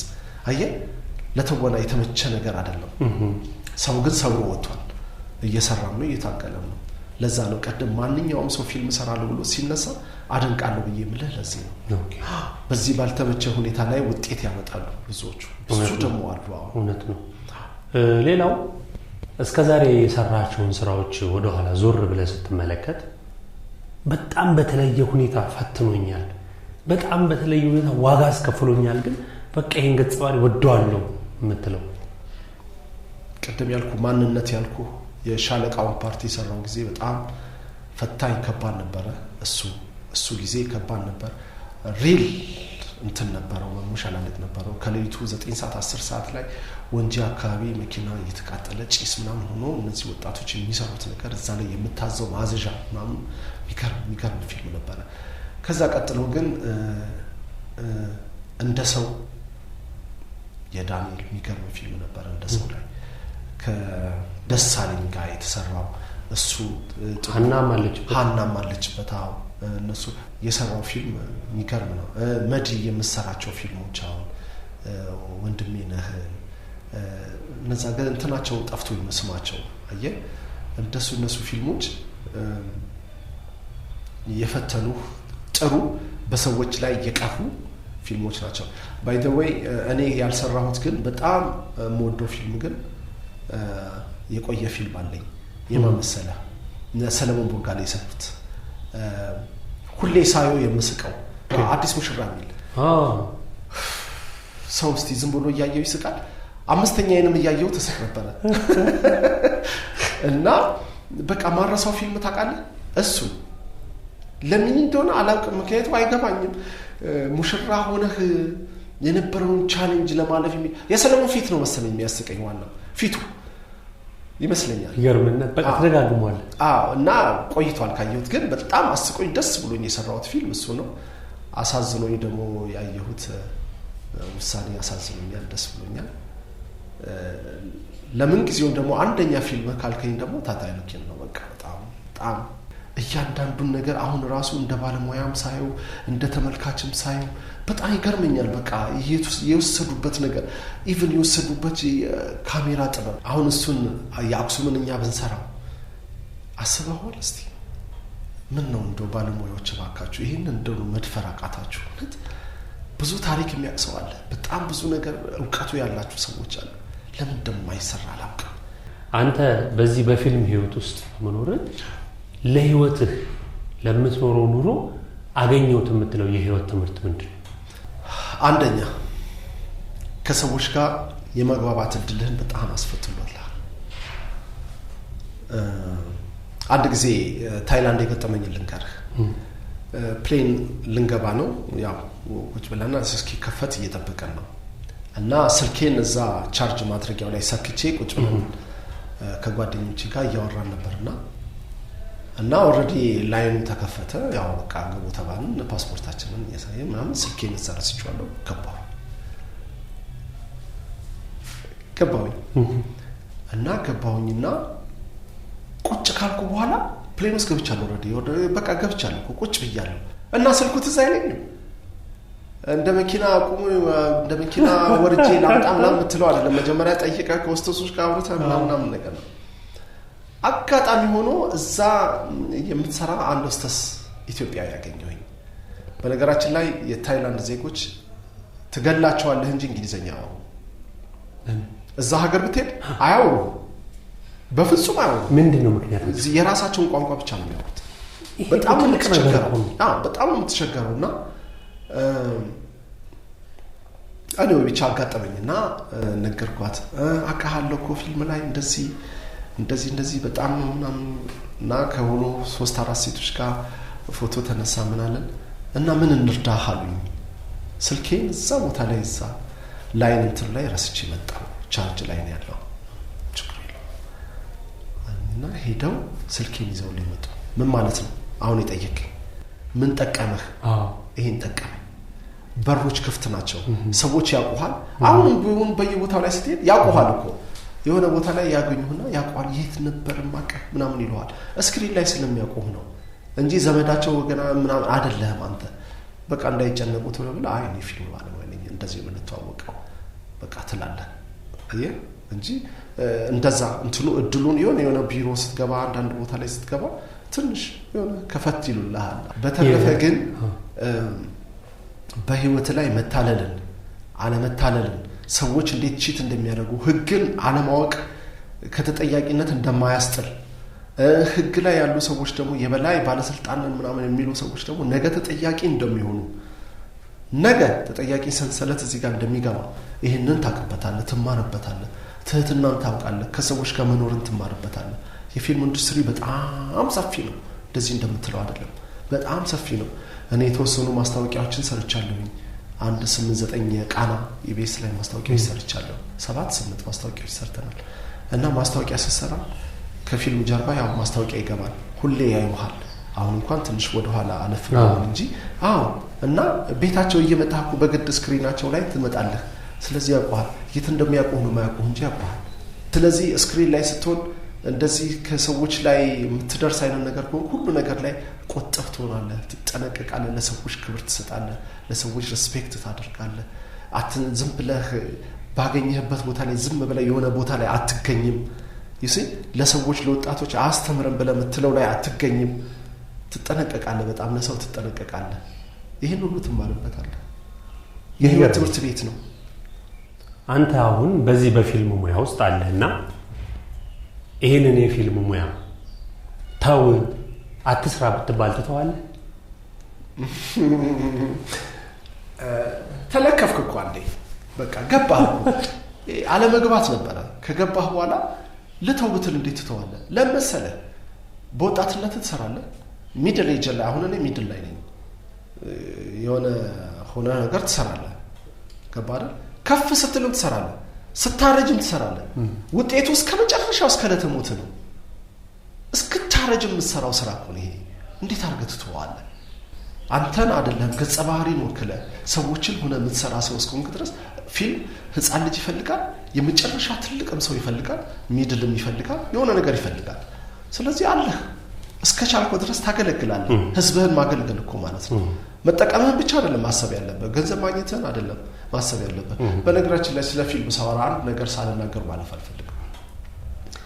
እስካሁን ከሰራኋቸው ፊልሞች ውስጥ ስለ ገንዘብ ሰዎች አስቀድመው ሊጠይቁኝ ይችላሉ። ስንት ነው ክፍያ እንደዚህ ምናምን ነገር ይሉኝ። እኔ የምመልሰው መልስ ሁሌ አንድ ነው። እርግጠኛ ነኝ ይሄንን ከኔ ጋር ያወሩ ሰዎች ያውቁታል። መጀመሪያ ፊልሙን ለመስራት ሲነሱ ይሄ ገጸ ባህሪ ለጌታውን ይሆናል ብለው ሲሉ ከዛ በኋላ ወስነው እኔን አስበውኝ መተዋል። ከዛ ስልኬን አግኝተው ደውለውልኛል። እንፈልጋለን ብለው ጠርተው አክብረው ይሄንን ስራ መስራት ሲሉኝ እኔ እኮ ክፍያ ተፈጸመልኝ። እኔ እንደዛ ነው ብለው አየህ፣ በጣም ብዙ አክተር አለ። ከዛ ውስጥ ተመርጬ ይሄንን እንድሰራልን እንፈልጋለን ስባል እኔ የመጀመሪያ ክፍያ ተፈጽሞልኛል። ቀብድ የሚባል እኔ አልፈልግም፣ ቀብድ ተሰጠኝ ማለት ነው። አየው፣ እኔ እንደዛ ነው ማስበው። በተረፈ ስለ ገንዘብ እንደዚህ ከአንድም ፊልም ጋር ተነጋግሬ ዋጋ የሆነ እንትን ብዬ እኔ አላውቅም። ነገር ግን ሳልፈልግ የምቀራቸው ስክሪፕቱን አንብቤ ያልተመቹኝ ገጸ ባህሪዎች አሉ። እኔ ለወጣቱን ሳስብ ልጆቼን አስባለሁ። ስለዚህ ለልጆቼ ያስተምራለሁ ወይ የምሰራው ስራ ያስተምራል አያስተምርም ብዬ አስባለሁ። እንደዛ አስቤ ስለምሰራ እጠነቀቃለሁ። በህይወት ውስጥ አላደረኩትም ወይኔ ባደረኩት ኖሮ ብለ በጣም የምትቆጭበት ነገር አለኝ? ምንድነው? የትምህርት ቤት መምህራኖቼ እርግጠኛ ነኝ በአብዛኛው ውጭ ናቸው፣ እነሱ ሊያውቁ ይችላሉ። ከ10ኛ ክፍል ጀምሬ እስከ 12ኛ ክፍል ጌታውን ብዬ ጽፌ አላውቅም። ጓደኞቼ ያውቃሉ። ዶክተር ጌታውን እያልኩ ነበር የምጽፈው። የልብ ስፔሻሊስት መሆን እፈልግ ነበር። በቃ this is my aim፣ የኔ ዓላማ ይሄ ነበር። ማትሪክ አልመጣልኝም ውጤት። እስካሁን ዶክተር አልሆንኩኝም። ማስተርሴን ወስጃለሁ። ኔክስት ታይም ደግሞ እግዚአብሔር ቢረዳኝ ደግሞ ዶክተሬቴን አነባለሁ፣ አጠናለሁ። ዶክተር ሳልሆን ግን እግዚአብሔር እንዳይገለኝ እማጸናለሁ። መፈልገው ግን ዶክተር መሆን ነበር። አሁን ግን ዝም ብዬ ዶክተር ነው የምሆነው እንጂ የሕክምና ዶክተር አልሆንም። በፊት ግን መሆን የምፈልገው ግን የልብ ስፔሻሊስት መሆን እፈልግ ነበር። በፊት ታች ገና እያለሁ when I was young የሆነ ቦታ ላይ የሚቆጨኝ ግርግጭ የሚያደርገኝ ነገር እሱ ነው። ሁል ጊዜ እናደዳለሁ። ልጆቼን እነግራቸዋለሁ እኔ እንደዚህ ነበር የምፈልገው ምናምን እላለሁ። anyway የማስተርሴ ፎቶ ግርግዳ ላይ የዲግሪ ነበር መጀመሪያ። ማስተርሴ ሶስት የዲግሪው ተነሳና የማስተርሱ ተደረገ። ልጄን እላት ነበር ቃል ኪዳን ትባላለች። አሁን በትልቅ ውጤት ነው የተመረቀችው። በጣም ነው በነገራችን ላይ በጣም ነው የምኮራባት። ለምንድን ነው? ጎበዝ ተማሪ ናት። በከፍተኛ ውጤት ነው የተመረቀችው። አሁን አካውንቲንግ ነው ያጠናችውና አንዳችሁ ስትመረቁ ይሄ ፎቶ ይነሳል፣ የእናንተ ይለጠፋል ብያችኋለሁ። ምክንያቱም ግድ ነው፣ ቦታ መልቀቅ አለብኝ፣ መተካካት ነው። ስለዚህ የኔ ፎቶ ተነስቶ አስለጥፋኛለች ማለት ነው። እና በተማርኩት ትምህርት ለሀገር እየሰራህ ነው ወይ ካልከኝ አይደለም። በተማርንበት ሙያ ሁሉም የሚያገለግል ቢሆን ኖሮ ኢትዮጵያ የት ትደርስ ነበር? መንግስት በሚፈልገው አትስታን ላይ ነበር ሻይ የምናደርገው። ብዙ የተማሩ ሰዎች የተማሩበትን ወረቀት ቁጭ አድርገው ወይ ፎቶአቸውን እዛ ላይ አድርገው የሚሰሩት ሌላ ስራ ነው፣ ቢዝነስ ወደ ምናምን ነገር ነው። እኔ እንዳልኩ ወደ ሊደሩ ስመጣ መሪ መሆን ነው፣ ማገልገል ነው። በጣም ብዙ ነገር ህዝብን የምትጠቀም ነገር ነው። እሱ እንዳለ ቁጭ አለና እንደገና ማስትሬቴን ደግሞ በህዝብ አደረጃጀት ላይ ወሰድኩኝ። ከተማ ምን እሰራለሁ? ህዝብ ስታደራጅ እኮ ከተማ የተደራጀ አለ ብዙ። ወጣ ብለህ ኦፖርቹኒቲ ቢመቻችልህ ማለት ነው ወጣ ትላለህ፣ ህዝቦችን ታደራጀው። በሚፈለገው አቅጣጫ እየቀረጽክ የደህንነትን ማነቆን አንገቱን ይዘው አስወንጨፈ የምታስወጣበትን ትምህርት ነው የተማርነው። ግን ገና አረፈደ ቢሆንም መስራት ባለብህ ማገልገል ባለብህ ጊዜ ላይ አላገለገልክም። እንደነገርኩ ብቻ አላት ሰው አሁን ብዙ ተተኪዎች ይሰሩታል ያለ እርግጠኛ ነኝ። ግን ይቆጨኛል ሁሌ እነዚህ ሁለት ነገሮች ይቆጨኛል። በተማርኩት ነገር ሀገርን ባለማገልገል፣ በተማርከው ነገር ህዝብን ባለመጥቀም። በነገራችን ላይ ሀገርን ማገልገል ከሆነ በተወሰነ መልኩ እያገለገልኩኝ ነው። አሁን ባለሁበት ይህንን ኢንተርቪው ስታደርገኝ በኦሮሚያ ውስጥ አገለግላለሁ። በግራውንድ ቴኒስ ጽፈት ቤት ውስጥ አገለግላለሁ። አሁን እንደ ኦሮሚያ ማለት ነው። ከዛ በፊት በባድመንተን ሻሸመኔ ያለኝ የባድመንተን እንደገና ጽፈት ቤት አገለግል ነበር። እንደ ሀገር እንደገና ካልኪ ሳይክል ፌዴሬሽን መስራችን ነበርኩኝ እና እንደዚህ አገለግላለሁ። እያገለገልኩም ነው። ግን በተማርከው ነው ወይ ካልከኝ አይደለም። ሰዎች በተማሩት ላይ ነው እያገለገለ። እኔ በተማርከው አገልግልሃለሁ ካልከኝ በፍጹም መወሻሸት አይፈቀድም። ፊልም ውሸት አይፈልግም። ጌት በጣም ደስ የሚል ቆይታ ነው የነበረን። በጣም ተመልካቾችም በጣም ብዙ ቁም ነገር እንደምታገኙበት አምናለሁ። ለነበረን ቆይታ እያመሰገንኩኝ ደስ እያለኝ በስተመጨረሻ ብታስተላልፍ የምትፈልገው መልእክት ካለ፣ ማመስገን የምትፈልገው አካል ካለ በዚሁ ተመሰጋግነን አመስግነን እንቋጫለን ማለት ነው። እሺ፣ የመጀመሪያ ተመስጋቢ ማመሰግነው ሰማይና ምድርን የፈጠረው ለእግዚአብሔር በጣም አድርጌ አመሰግናለሁ። በክርስቶስ ማመን ነኝ። በጣም ምስጋናዬ እጅግ በጣም የላቀ ነው። ምክንያቱም በእድሜ ላይ እድሜ ዛሬን እችን አዲስ ቀን የሰጠን እሱ ነው። የመኖራችንን ህልውና የተመሰረተው እሱ ላይ ነው። ቀጣይ 5 ደቂቃ ምን እንደምንሆን የማናውቅ ሰዎች ነን እና አኑሩን ሁሉ ጊዜ ደናደሩ ተብለን የኖርን ሰዎች ነን እኛና ምስጋና ለሱ ከምን በላይ ጭምር ነው ማረግለት። በተረፈ እንግዲህ ማመስገን የምፈልገው ቤተሰቦቼ ነው። አሜሪካን ወንድም እህቶቼ እንዳሉ ሳሉ እናቶቼ በጣም ማመሰግነው። ከሁሉ በላይ ግን እህትም ሚስትም ለሆነችኝ እናትም ለሆነችኝ ቶዚ በጣም ትልቅ አክብሮት አለኝ። በጣም ልናገረው ከምችለው በላይ በጣም ሁሉ ጊዜ ከጎኔ ናት። ሁሉ ጊዜ በቃ በደስታዬም በሐዘኔም በችግሬም በህመሜም አብራኝ እውነት ሳትቀየር ሳትለወጥ ዘመናችንን አሳለፈን። የልጅነት ጊዜያችንን ነበር አብረን የነበረው። አሁንም አብረን ነን። ሁሉ ነገር በተበለሻሸብኝ ጊዜ ላይ ከጎኔ የነበረው ብርሃኑ ከቃላት በላይ እጅግ በጣም አድርጌ አመሰግናለሁ። በወታደራዊ ሰላምታ ጎረቤቶቼ፣ አሁን አብረን የምንሰራቸው ፊልም ኢንዱስትሪ ውስጥ ያሉት ጓደኞቼ፣ ጠቅላላ ዳይሬክተሮች፣ ካሜራማኖች፣ ሁሉንም እጅግ አድርጌ አመሰግናለሁ። እንደገና ደግሞ ለዚህ እንግድነት ክብር ለሰጠኝ ፈጣሪ ክብር ይስጥልኝ ብዬ በጣም አድርጌ አከብራለሁ። እና ደግሞ ማስተላልፈው ለወጣቱ ነው። ጊዜያችሁን ተጠቀሙበት ባካችሁ። የእናንተ ጊዜ በጣም አሪፍ ጊዜ ነው። የራሳችሁን ቴሌቪዥን የራሳችሁን ጣቢያ ይዛችሁ የምትጓዙ ሰዎች ናችሁ። በኪሳችሁ የምታስተላልፉትን መልእክት ነገ ታናናሾችህን ተመልከት፣ ታላላቆችህን ተመልከት። ስለዚህ መስራት ከቻላችሁ ውጤቱ ያማረ ነው። ኢትዮጵያ ውስጥ እንደ ድሮ የመንግስት ሰራተኛ መሆን አያዋጣም። ኢትዮጵያ ውስጥ አሁን መስራት ይቻላል። ሰፊ ክፍት በጣም ሰፊ ቫካንሲ በማንበብ እንትን አትበሉ። የራሳችሁን ነገር ፍጠሩ። እድላችሁ በጣም ሰፊ ነው። በጣም ሰፊ ነው እና ጊዜያችሁን ተጠቀሙበት። እኔ እምለው ለወጣቱ በጣም ወጣቱ ላይ ነው እና ጊዜያቸውን እንዲጠቀሙበት። በቃ በሆነ ባልሆነ ነገር እንዳይወሰዱ፣ ጊዜያቸውን ባልሆነ ነገር እንዳያጠፉ። በቃ ቤተሰብ ወልዶ አምጥቶ እዚህ ጋር አድርሷችኋልና አሁን ደግሞ የራሳችሁን ነገር ፈጥራችሁ የራሳችሁን ነገር ቻሌንጅ በጥሳችሁ የምትወጡበትን ነገር እድሉ በእጃችሁ ነው ያለው። አሁን ያዙት። የነብር ጭራ አይያዝም ከተያዘ አይለቀቅ የሚባለው ይሄ እድል ነው። ይሄችን እድል ተጠቀሙባት። እኔ የምለው ለወጣቱ አባቶች ደግሞ አሉ። አባቱ ነው ወጣት የሆኑ አሉ። አባቱ ነው ልጅ የሆኑ ሰዎች አሉ። እባካችሁ አባትነታችሁን አባቱ ነው። ልጆችን አስተምሩ፣ ምከሩ፣ መልሱ። እንደገና ተመልሳችሁ እንደ ልጅ እየወጣችሁ ዩቲዩብ ላይ እባካችሁን የወረደ ነገር አታድርጉ። ፈጣሪም ያዝንባችኋል፣ ሰውም ያዝንባችኋል። እንደ እድሜያችን እንሁን። ይህንን ነው ማለት እንፈልገው። ጌት ዛሬ የነበረን ቆይታ ይሄን ይመስላል። በጣም አመሰግናለሁ። እግዚአብሔር ይስጥልኝ። ክቡራትና ክቡራን የአክሱማሮስ ቤተሰቦች ዛሬ የነበረን ከተዋናይ ጌታሁን ጋር ያሳለፍነው ቆንጆ ፕሮግራም ይህን ይመስላል። ብዙዎቻችሁ የእሱን የህይወት ገጽ በመግለጽ ብዙ ነገር እንደምትማሩበት ባለሙሉ እምነት ነን። ለዛሬ የነበረን ቆይታ ይህን ይመስላል።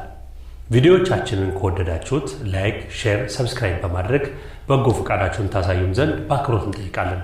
ለነበረን ቆይታ በጣም እያመሰግንን በቀጣይ በአሪፍ ፕሮግራም እስክንገናኝ እንወዳችኋለን። ቻናል ሰንብት።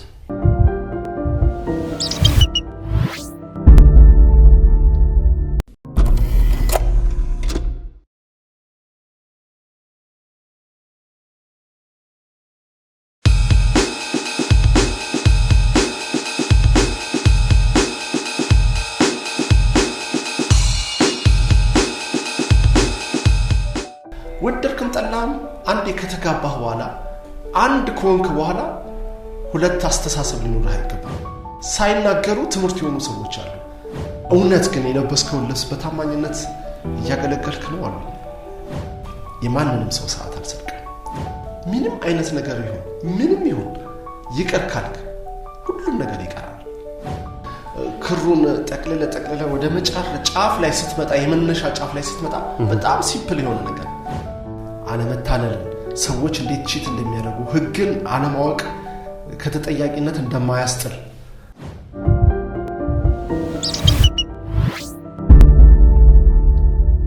ሰላም ጤና ይስጥልን። ውድ አክሱማሮስ ቤተሰቦች እንደምን አላችሁ? ዛሬም እንደተለመደው ከህይወት ገጾች በተሰኘው በዚህ በተወዳጅ ፕሮግራማችን አንድ እንግዳ ይዘንላችሁ ቀርበናል። እንግዳችን በፊልም ሙያ ውስጥ ለረጅም ጊዜ የቆየ ባለሙያ ነው። ዛሬ ከህይወት ገጾች በተሰኘው ፕሮግራማችን የሱን የህይወት ገጾች በተመለከተ በተለይም ከሙያው ጋር የተያያዘውን የህይወት ገጹን እየገለጽን አብረን እንቆያለን። አብራችሁን ቆዩ። በቅድሚያ ጥሪያችንን አክብረህ እዚህ አክሲማሮስ ቲዩብ ስቱዲዮ ድረስ ስለተገኘ በአክሲማሮስ ቲዩብ ስምና በተመልካቾች ስም በጣም ልናመሰግን እንወዳለን። እስኪ ራስን አስተዋውቀን። እናንተም የእናንተ እንግዳ አድርጋችሁ ስለጋበዛችሁኝ በልዑል እግዚአብሔር ስም እጅግ አድርጌ አመሰግናለሁ። ስሜ ጌታውን ታደሰ እባላለሁ። የፊልም ባለሙያና ማስታወቂያ ባለሙያ ነኝ። ባለትዳር፣ የሶስት ልጆች አባት፣ በትምህርቴ የማስተርስ ዲግሪ ያለኝ፣ የ51 ዓመት ጎልማሳ። 51 ዓመት አትመስልም። ይሆናል እንግዲህ የኛ ጄኔሬሽን ትንሽ በደንብ እየበላን ስላደግን። ኦኬ የአሁን ትውልድ ማዳበሪያ ነው እያልካል ነው። በአብዛኛው ማዳበሪያ ነው፣ ይታወቃል። በአንድ ጊዜ ብድግ ይላሉ፣ በአንዴ ይፋፋሉ፣ ወደ እርጅናም ቶሎ ይጠጋሉ። ስለዚህ የኛ ፊሊፕስ ነን ነው የኛ ጥሩ ሳይነቀርም። ጥሩ። በምን ትምህርት ነበረ ማስተርስ ያለህ? የሚገርም ነገር በትምህርቴ በኢትዮጵያን አድቬንስ ኮሌጅ አዳሪ ትምህርት ቤት ነው አቴንድ ያደረኩት። ቦርዲንግ ስኩል ማለት ነው። በአብዛኛው አሜሪካኖች ናቸው ያስተማሩን። ከዛ በመቀጠል እንግዲህ የውጤት ፍላክቹዌት የማድረግ ውጤት ወደ አነስተኛ ሲመጣ ወደ ዲፕሎም ትገባለህ። በዲፕሎም ከተመረኩ በኋላ ከዛ የመጀመሪያ ዲግሪን በሊደርሺፕ አመራርነት ማለት ነው በእንደዛ ተመረቅን። ሁለተኛ ማስተርሴን ደግሞ ኮሚኒቲ ዲቨሎፕመንት አደረጃጀት ማለት ነው። በዛ ተመረኩኝ። በነገራችን ላይ የመጀመሪያ ዲግሪን ስወስድ የአሁኑ ጠቅላይ ሚኒስትር ዶክተር አብይ አህመድ እሳቸው ናቸው የመረቁኝ። ግን ወደ ስልጣን አልመጡም ነበር ኦሮሚያ ላይ። እኛ ከተመረቅን ከ2 ወር ከ3 ወር በኋላ ወደ ጠቅላይ ሚኒስትርነቱ መጥተዋል። የክብር እንግዳችን እነሱ ነበሩ። አዎ። ወደ ትወናው ሙያ ወይም ወደ ትወናው ዓለም እንዴት ገባ? እንግዲህ የጥሪ ጉዳይ ነው ልበልህ። ትወና ከታች ይጀምራል። በዛ በአዳሪ ትምህርት ቤት ውስጥ በጣም ብዙ ተውኔቶች እንሰራ ነበር፣ ድራማ እንሰራ ነበር ለተማሪዎች ማለት ነው፣ ለመምህራን እና ፌርዌል የመጨረሻው ላይ ደግሞ እንደዚህ የመለያያ ወላጆች እንደዚህ ምናምን ሲመጡ ያው ከወላጅ ጋር የምትገናኘው ዋንስን እየር በአመት አንዴ ስለሆነ እዛ ጋር ሲመጡ የሆነ ነገር ታሳያለህ፣ ትሰራለህ። እዛ ተጀመረ ማለት ነው።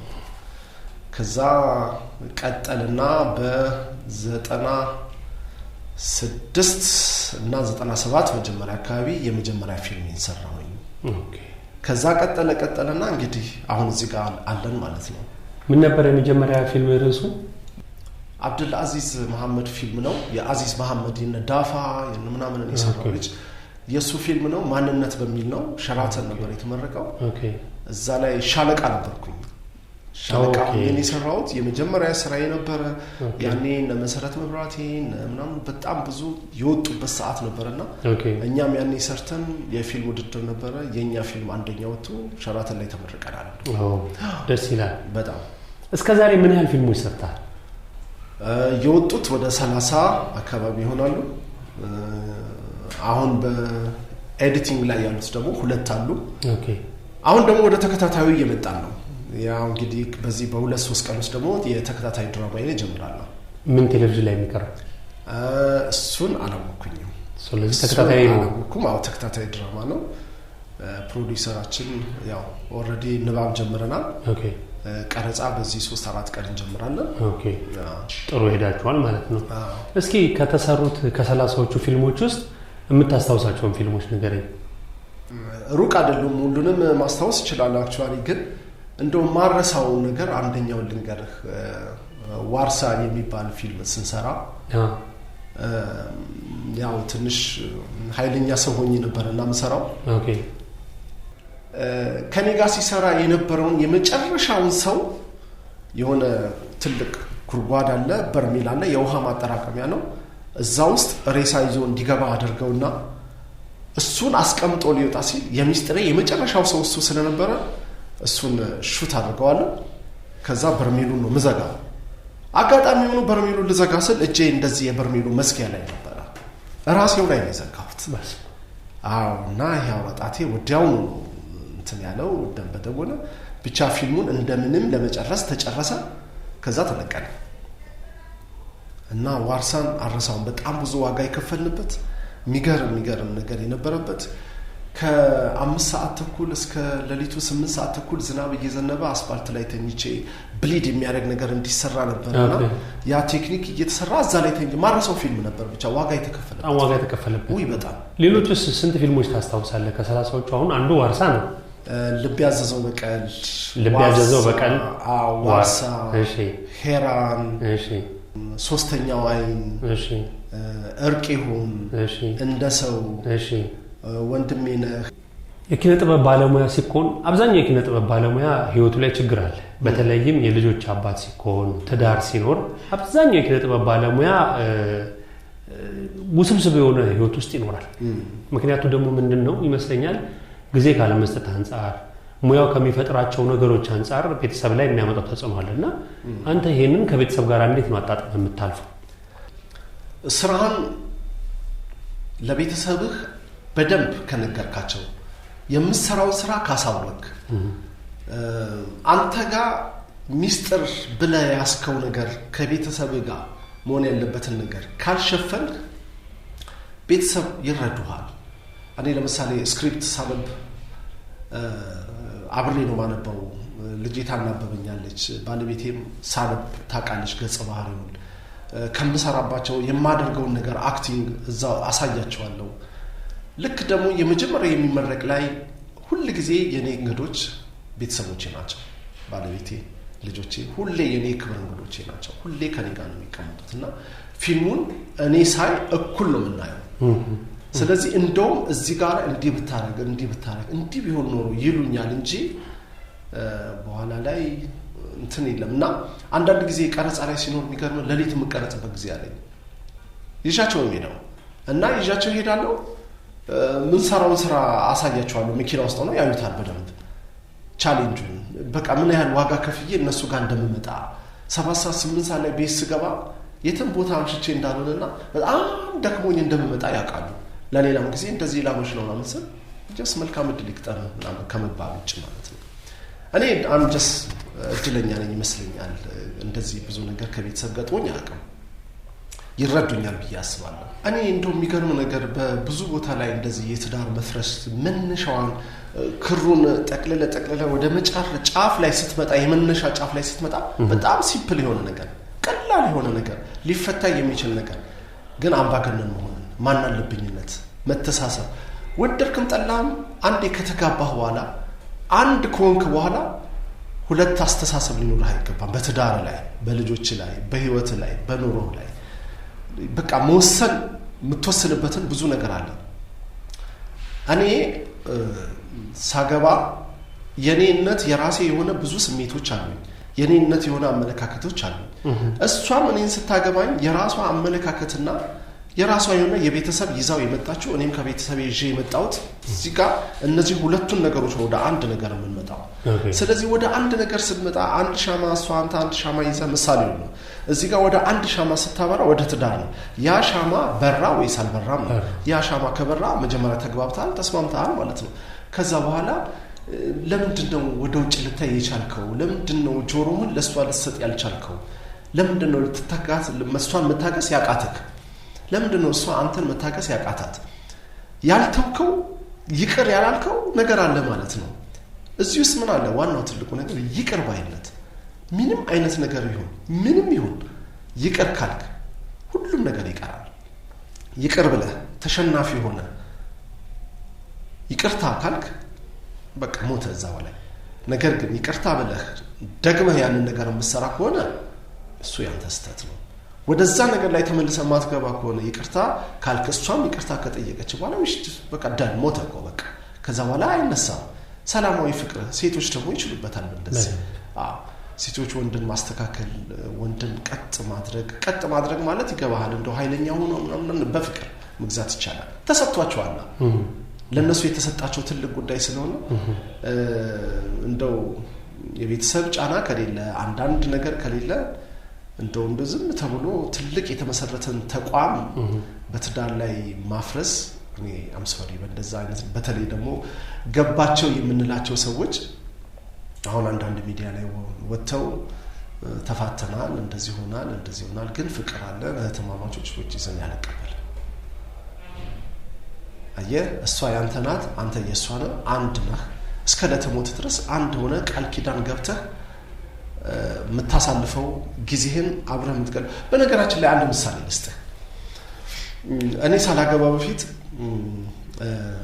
ያሳደገችኝ እናቴ ያለችና እኔ በጣም መማደንቃት በጣም ለኔ ትልቅ ትምህርት የሆነች ሳትነግረኝ ሳይናገሩ ትምህርት የሆኑ ሰዎች አሉ አንዷ እሷ ናት ባይደው እኔ በጣም እድለኛ ነኝ እሺ ሁለት እናቶች ናቸው ያሉኝ አንደኛው እናቴ የወለደችኝ ናት ሁለተኛዋ ግን አሁን ላለበት ማንነት ያሳደገችኝ አበባ ትባላለች በጣም መወዳት ወላጅ እናቴ ተጭነች ትባላለችና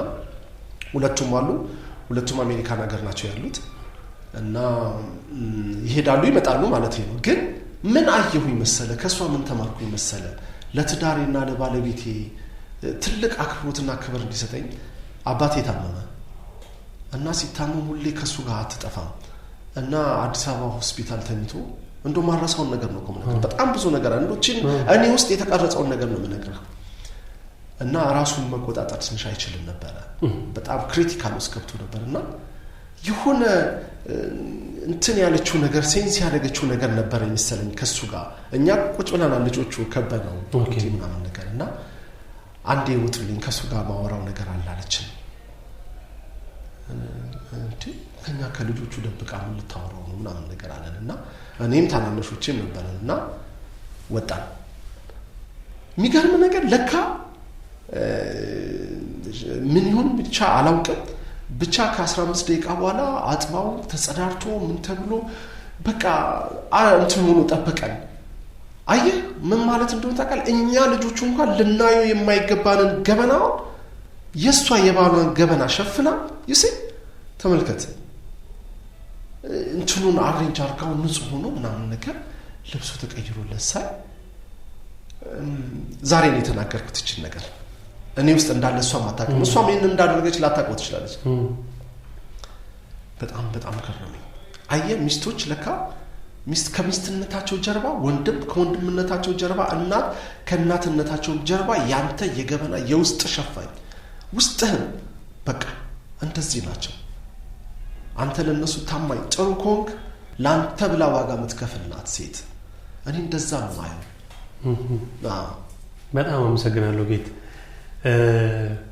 ልብ የሚነኩ ሐሳቦች ናቸውና ደስ ይላሉ ወደ ኋላ መለስ ደሞልና ወደ ሙያው ስንመጣ ምናልባት ሀገራችን አሁን ላይ ካለው ወቅታዊ ሁኔታ አንፃር ከሌሎችም ሀገሮች አንፃር ስንመለከት ነገሮች ጠንከር ይያሉ እየፈጠኑ እየመጡ ነው ስለዚህ ባለሙያ ወይ ማንኛውም ሰው ሁለትና ከዛ በላይ ሙያ ከሌለው ወደፊት እዚህ ሀገር ላይ ለመኖር በጣም እንደሚከብድ አምሹር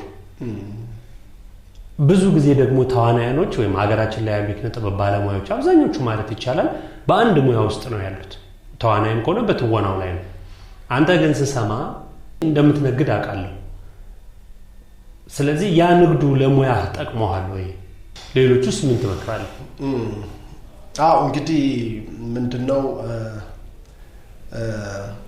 ከመጀመሪያው ጀምሮ ወላጅ ያው ለቤተሰቡ የሚሰጠው የሚያሳድገው ሲያሳድገህ የሚያሳየህ ብዙ ነገር አለ እኔ በሆቴል ሙያ ውስጥ ነው ያደኩት ሆቴል ሻሸመኔ በጣም ትልቅ ሆቴል ነበረን ነው አሁን የለም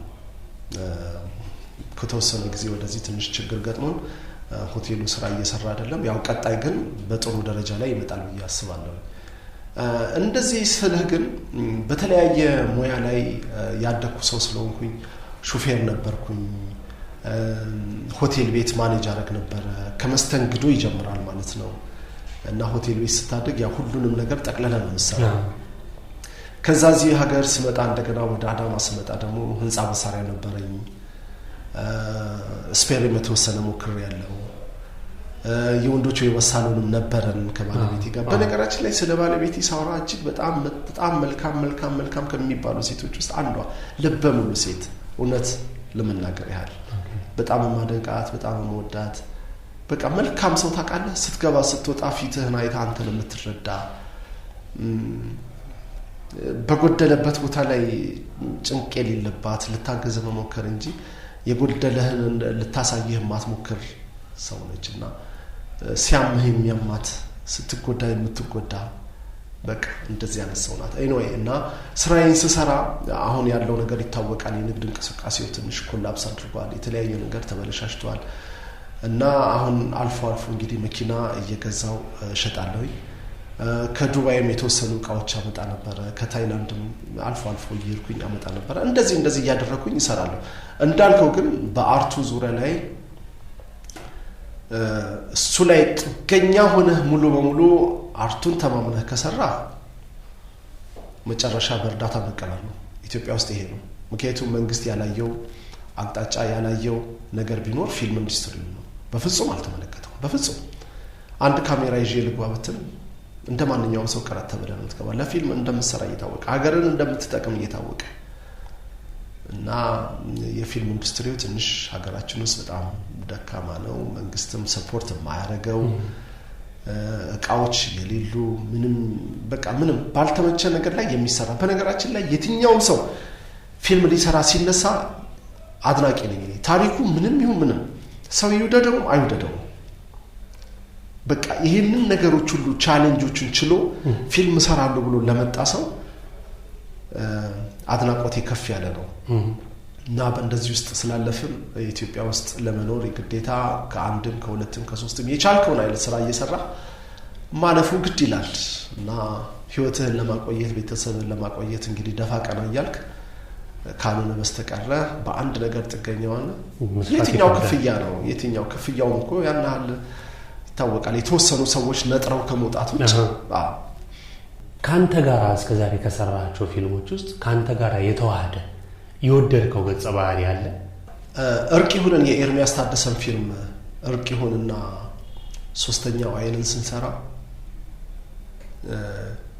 በቃ እርቅ ይሁን በጣም አሪፍ ፊልም በጣም ቆንጆ እኔ ሆኜ ስክሪፕቱን በቃ ሙሉ በሙሉ ሳላነበው የሰራሁት ፊልም ነው ማለት ነው እርቅ ይሁን ሆቴል ቤት ማናጀር የቤቱ ባለቤት ሆኖ ሲሰራ ያደኩበት ሆቴል ያደኩበት ስራ ሞያ ሆኖ በቃ ስክሪፕቱ ነው መጣ ፊልሙ ነው መጣ ስለዚህ ያንን ነው የተወኩት በቃ እሱ እኔ ነኝ ራሴ ነኝ በቃ እኔ ነኝ በተረፈ ግን ብዙ ጊዜ የወታደር ወይም የፖሊስ ገጸ ባህሪ ይሰጡኛል ይመስለኛል መላጣነቴ የጠቀመኝ መሰለኝ መላጣ መሆኔ ሁለተኛ ነገር ደግሞ ትንሽ ኮሜዲ ፓርት ቢሰጠኝ እወጣለሁ ብዬ ያላስብም የተሰጠኝም የለም ምክንያቱም በተፈጥሮ የአዛኝ ነኝ አንዳንድ ጊዜ ደግሞ መቆጣት ምንችል ይመስለኛል ቁጡ የሆነ ወይም ደግሞ በቃ ኃይለኛ ሰው እንደዛ አይነት ነገር ይሰጡኛል ምንም እሰራዋለሁ ወጣዋለሁ ቀልደ ስራ በተለይ ግን አይደለም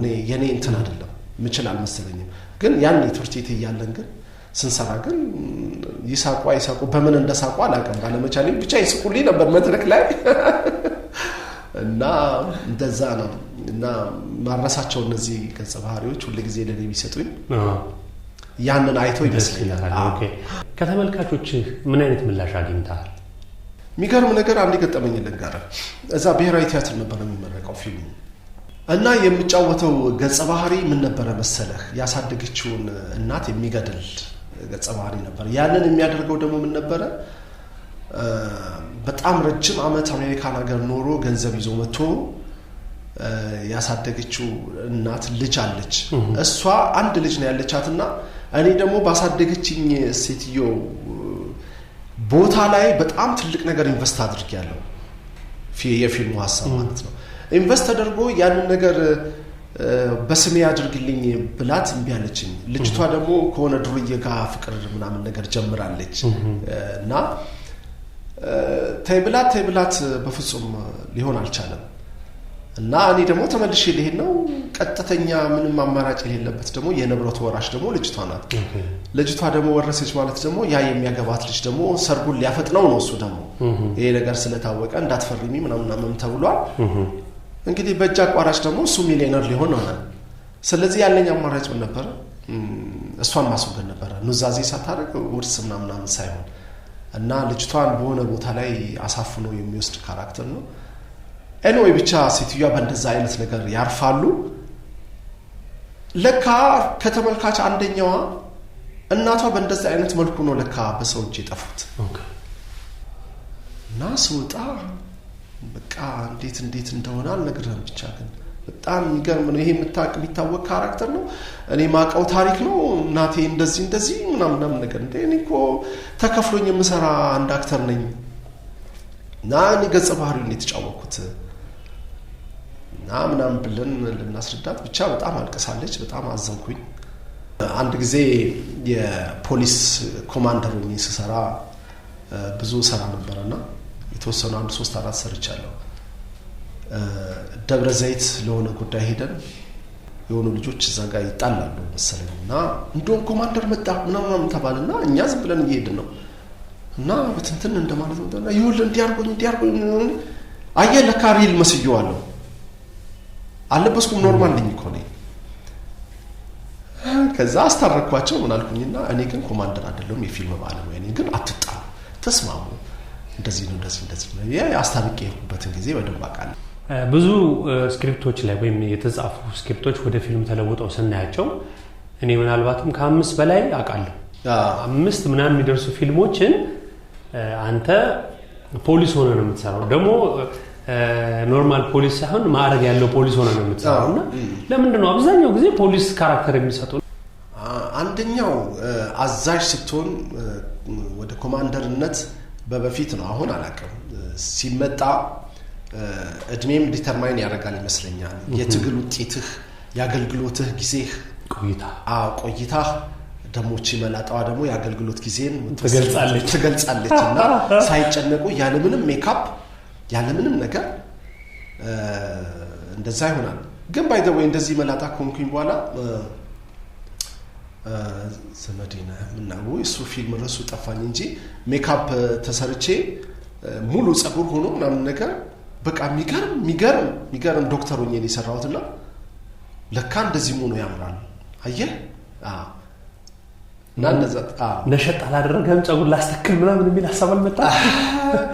የጸጉር የማስተከሉ ነገር በጣም ቀላል ነው እኮ ታስባለህ። ግን እኔ ነኝ አሁን ይሄ ነኝ በቃ ጌታውን የተባለው ሰውዬ በምድር ላይ እንዲኖር የተፈቀደለት ጊዜ ያለው እስከዛ ደግሞ ፈጣሪ የፈቀደልኝ ደግሞ ይሄንን ነው። ተፈጥሮዬ ጸጋ ተፈጥሮዬ በቃ የተሰጠኝ ጸጋ ይሄንን ነው። ፈጣሪ ለምን እንዲያደርክ ለምን አላማርኩም ለምን ወጣት አልሆንኩም ብዬ ጸጉር እዚህ ላይ አላደርግም። እኔ ይሄ ነኝ በቃ። ሌሎቹን መንካቴ ግን አይደለም። ሰዎች ለውበታቸው ለምናቸው ለፕሮግራም ያደርጉ ይችላሉ ለራሳቸው። እኔ ግን እኔ ይሄ ነኝ። በጣም ነው የማመሰግነው። ብዙዎች እንደዚህ አይሉምና ይሄን በመስማቴ ራሱ እኔ ደስታ ይሰማኛል። የፖሊሱን ጉዳይ መለስ ስንል በተለያየ አጋጣሚ እንዳልኩ ፖሊስ ሆኖ መስራት በጣም ከባድ ነው እና ሌሎች የሉ የሚገርሙ ገጠመኞች ፖሊስ ሆነ ፍርድ ቤት አካባቢ የራሴ ጉዳይ ነበረኝና ሲሄድ የሆነ እናት የሆነ ችግር የደረሰባት እናት ናቸውና እና እንደዚህ ሆኖ ምናምን ብሎ ይነግሩኛልና ልጃቸው ለካ አለችና እሱ ያው ያ ፊልም ላይ የምናውቀው ነው እንደዚህ ምናምን ነው ሳይ ይላሉ። ለካ እሳቸው መጀመሪያ ፖሊስ ላይ ሲሰሩ የነበሩ ምናምን ነገር ናቸው። እውነት ግን የለበስከው ልብስ በታማኝነት እያገለገልክ ነው አሉ። እውነት እንደቃልህ እንደምትናገረው ፖሊስን ገልጸኸዋል አሉ። በፊልሜ በሰራሁት ላይ ሀገሬን ወይም ህዝቤን በትክክል ለማገልገል እንደዛ ሆኜ ሰርቻለሁ። እኔ ግን ፖሊስ አይደለሁም። ገጸ ባህሪውን ግን ወስጄ ሰርቻለሁ ያሉት ነገር ግን ቀላል እንዳይመስልህ። ልብሱን ስትለብስ አንድ ኮማንደር ያለኝ ልንገርህ ስለሚታወቅ ለይሰማ አላነሳ ስትሰራ ሁሉ ጊዜ የፖሊስን ክብር ጠብቅ። የተወሰነ አይቻለሁኝ። አሁንም ስትሰራ ግን የፖሊስን ክብር ማንነት ሁሉናውን ጠብቅ። በቃ ለፍስፍስ ሆነ አትስራ። በቃ ኒት ሆነ ስራ። ሁሉ ጊዜ ፖሊስ ነው ሲሰራ በቃ እንደዛ ነኝ። በቃ ይሄ ጺም እንደዚህ ያሳድጋህ የሆነ ነገር ሆነ ምናምን ነው አይደለም። አንተ በቃ በደረጃ ላይ ክብር ደም የፈሰሰበትን ነገር ነው እዚህ ጋር ያረከው። አየህ። ስለዚህ ሁሉ ጊዜ ፖሊስን አክብረህ እንደዚህ ሆነ ስራ ስለኝ ያለኝን እኔ ሁሌ ያረሳው ሁሌ ውስጥ ያለ በቃ ሁሌ ተዝረክርኬ ሰርቼ አላውቅም። ፖሊስ ነው ከልቤም ደግሞ ስለምወድ ነው መሰለኝ። ለመከላከያ ለፖሊስ ያለኝ ክብር በጣም ከፍ ያለ ነው። ምናልባት ፊልሙን ስትሰራ በነገራችን ላይ ፊልሙን ስትሰራው ልብሱን ስትለብስ የሆነ ለየት ያለ ስሜት ይመጣል። ከሌላው ገጸ ባህሪ ይልቅ ፖሊስ ሆኖ ስትሰራ ውስጥ የሚገባ ስሜት አለ። ያ ነገር አይፈታተንህም? ምን አለ መሰለክ አሁን ሁለት ገጸ ባህሪ የተሰራ አለ። አንደኛው ለፍቅሬ ስል ስንሰራ የኤርሚያስ ታደሰን ፊልም ስንሰራ የሆነ ወንጀለኛን ሲሪየስ ሆኜ ፖሊሶች ጋር አንዳንድ ችግር ነበሩና እና ሀና መርጻድቅንም ነው የሚሰሩትን የነሱ አለቃ ሆኜ ነበር የምሰራው። ለፈስፈስ ሲሉብኝ የምወስደው እርምጃ ሲሪየስ የምሆንበት ፓርት አለ። አሁን ደግሞ በቅርብ የሚለቀቅ ደግሞ አለ። አሁንም እንደገና በተለየ ልብስ ኮማንደር ሆኜ ነው የምሰራው። እሱ ፊልም ላይ ደግሞ በጣም በሳል የሆነ በቃ የሰዎችን አይምሮ በማየትና በእንትን በምን የሚጠበቅ ግን ሰዎች እንዳይርቁት ሚስጥርን በፍቃደኝነት እንዲያወጡ ብልህ የሆነ ኮማንደር አሁን እዛ ላይ ነው የምሰራው። አሁን እዛ ያኛው ማንነቴን እዚህ ጋር ትቼ እዚህ ጋር ደግሞ የምመጣ በቃ ብልህ ሆነ ሰዎችን በቃ በትህትና ተነስቶ ቁጭ ብሎ ምናምን ብሎ የሚያወራ ምን የሚል ኮማንደር ትህትና የተሞላበት ስራ የነሱ እንግዲህ ስራቸው ያስገድዳቸዋል። ኃይለኛ የሚሆኑበት ቦታ ላይ አለ፣ ኃይለኛ የማይሆኑበት ፍቅር ሰጥተው የሚያልፉበትን ቦታ ላይ አለ። ኃይለኛ ወንጀለኛን ሰው እኮ በፍቅር ትይዘዋለህ። ኃይለኛ አግሬሲቭ የሆነ ነገር ደግሞ በኃይለኝነት ደግሞ ኃይለኛ ነኝ ሲል ደግሞ አንተ ደግሞ የለበስከው ልብስ ደግሞ ክብር ነው፣ ሀገርን ነው የተሸከምከው። ያን ጊዜ ደግሞ እነሱም ኃይለኛ ይሆኑብሃል። ስለዚህ እንትኑ ነው ልክ ነህ። ቅድም የጠየቀው ጥያቄ ልብሱ ራሱ የተወሰነ 20-30% ልብሱ ራሱ አለው የሆነ ነገር ይሰጣል። እኔ እኮ አንዳንድ ጊዜ ሰዎች ሲጣሉ ሰው ልብስህን እኮ አክብሬ ነው ይላሉ። አየህ ክብር አለው ማለት ነው። ዝም ብለህ እንዲህ መንገደኛ ዝም ብሎ አንዳንድ ጊዜ እኔ ይሄንን የሚሰሙ ፖሊሶች ይቅርታ አድርጉልኝ፣ አንዳንድ ጊዜ አንዳንድ ፖሊሶች ተዝረክርከው ሳይ እንዴት እንደምናደድ። ፖሊስ በቃ ልብስ ክብር አለው፣ መከላከያ ክብር አለው። በቃ ተሟልተህ ነው መውጣት ያለበት፣ ተሟልተህ በቃ እንደዛ ሲሆን ደስ ይለኛል፣ ቢሆን ደግሞ ደስ ይለኛል። አንተ ለጊዜ ያለህ አመለካከት በጣም ቆንጆ ነው፣ ቀጠሮ አክባሪ ነው፣ ጎበዝ ነው ይባላል ከብዙ ባለሙያዎች ሰማለሁ። እና ያንን የጊዜ የሰዓት ማክበር ለቀጠሮ የምትሰጠው ቦታ ኬት አመጣው? እንዴት ወደድከው? ያንተ ልምድ እንዴት ነው? ሌሎችስ እንዳንተ እንዲሆኑ ምን ትመክራለህ? ጥሩ ጥያቄ ነው። አሁን እንግዲህ የቀጠሮ የማክበር የሰዓት የማክበር ጓደኞቼ ሁሉ በደንብ ያውቃሉ፣ ቤተሰቤም በደንብ ያውቃሉ። ወደ ኋላ ይጀምራል አድቬንስ ኮሌጅ እዛ ሁሉ ነገር ሰዓት ነው፣ ሁሉ ነገር ደቂቃ ነው፣ ሁሉ ነገር የተወሰነች ደቂቃ ካሳለፍክ ቁርስ ላትበላ ትችላለህ። የተወሰነ ደቂቃ ካሳለፍክ ምሳ ሜል ይዘጋል። በቃ እራትህንም ላትበላ ጾምን ልታደርሉ ትችላለህ። በጊዜ ትገባለህ፣ በጊዜ ትወጣለህ። ከዛ በጊዜ ክላስ ትገባለህ፣ በጊዜ ወደ ጥናት፣ ከጊዜ ወደ እዛ ስራ አለን፣ በጊዜ ወደ ስራ። እንደዚህ ነው በሰዓት የተከፋፈለ ስለሆነ እነሱ ላይ ደግሞ ቀጠሮ ላይ ደግሞ በፍጹም ሌባ እንዳትሆኑ ብለው ነው ያሳደጉን።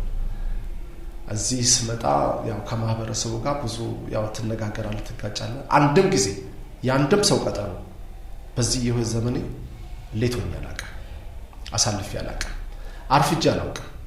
የቀጠርከኝ ቦታ በሰዓት እመጣለሁ፣ የቀጠርከኝ ቦታ በጊዜ እገኛለሁ። በተለይ በፊልም ስራ ስንሰራ እኔ አስቀድሜ ከስክሪፕቱ ከኋላ የምናገረው እኔ ቀረጻ ሲኖረኝ ሰዓቴን በትክክል ጠብቁልኝ፣ እኔ በሰዓት አልሰርቅም፣ በሰዓት እመጣለሁ፣ ስራዬን ሰርቼ ወደ ሌላ ቦታ ነው የምሄደው ብዬ ነው የምናገረው። ያውቃሉ የተወሰኑት በፍጹም ሰዓት አልሰርቅም። ከዛ በኋላ ግን የኔን ሰዓት ወስደውብኝ ግን እዛ ዝም ብዬ ባዘር ማለት ከሆነ ግን በቃ እየደበረኝ ነው ማለት ነው። ቀጠሮም ስቀጥር እንደዚህ ነው። ከማንም ሰው ጋር ቀጠረኝ፣ የትም ቀጠረኝ፣ ማልችል ከሆነ ከ30 ደቂቃ በፊት በደውዬ እነግራለሁ። እንደዚህ ነገር ገጥሞኛል፣ መምጣት አልቻልኩኝም፣ አምሶሪ የተወሰነ ሰዓት ጨምራልኝ፣ ማትችል ከሆነ ምናምን እልሃለሁ።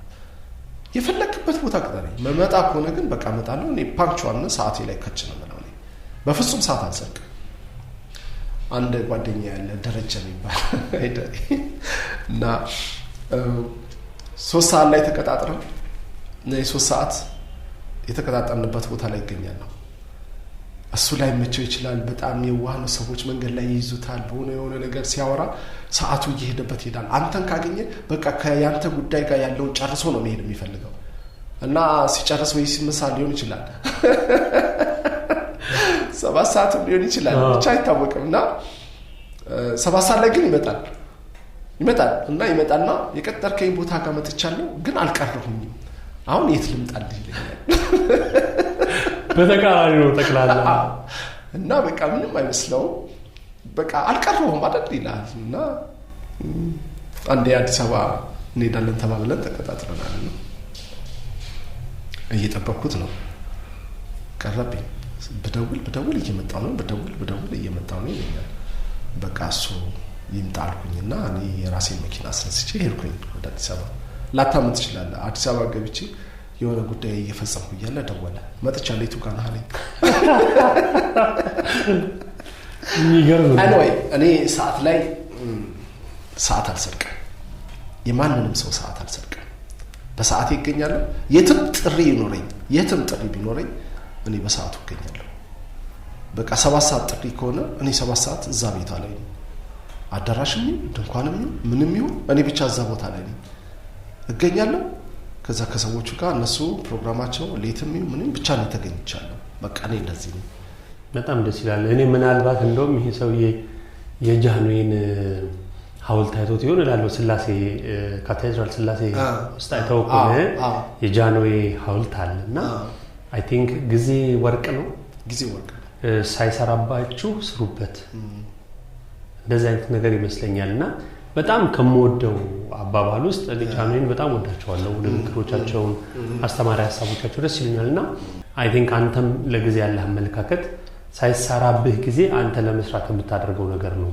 ብዬ አስባለሁ ምንድነው መሰለህ አንተ በቃ ተቀጣጣረን እኮ አንድ ነገር ልንሰራ ነው ምንም ይሁን ብቻ ተቀጣጣረንና እዛ ቦታ ላይ ለምንድነው በእኔ ምክንያት ጊዜህን አጥፍተህ ቁጭ ብለህ የምትጠብቀኝ ለምንድነው ጊዜህን የምሰርቀብህ በነገራችን ላይ ጃንሆይ ስትል እኔ ሻሸመኔ ልጅ ነኝ ኦኬ እና ሻሸመኔ ጃንሆይና ቦምባርሌ ላይ ያለው ክብር እንደዚህ እንደምልህ አይደለም በየዓመቱ ልደት ይከበራል ራስታዎች ጋር በቃ ያደግነው ከዛ ማህበረሰብ ጋር ነው ሻሸመኔ ስትሄድ የቦምባርሌ የጃንሆይ ፎቶ የሌለበት ቦታ ላይ አለ ብዬ ነው ያለው ትልቅ ክብርም አላቸው ትልቅ ቦታ ኢትዮጵያ ውስጥ ካለ ቦታ ላይ ይልቅ ሻሸመኔ ላይ ያለው ነገር በጣም ትልቅ ሪስፔክት አላቸው ባይተው የሻሸመኔ ልጆች በቃ ፍቅር የሆነ ሀገር ታውቃለህ ሀገሬ ስለሆነ አይደለም ማንም ሰው ሲሄድ ሻሸመኔ የመጀመሪያው ቀን ምናምን ድንገት የሆነ ፊልያ ስለማያውቀው ትልል ይችላል ሁለተኛና ሶስተኛ ቀን ካደረ በኋላ ከዛ በኋላ ናንክ ስትለው ቆይ ትንሽ ልቆይ ነው የሚለው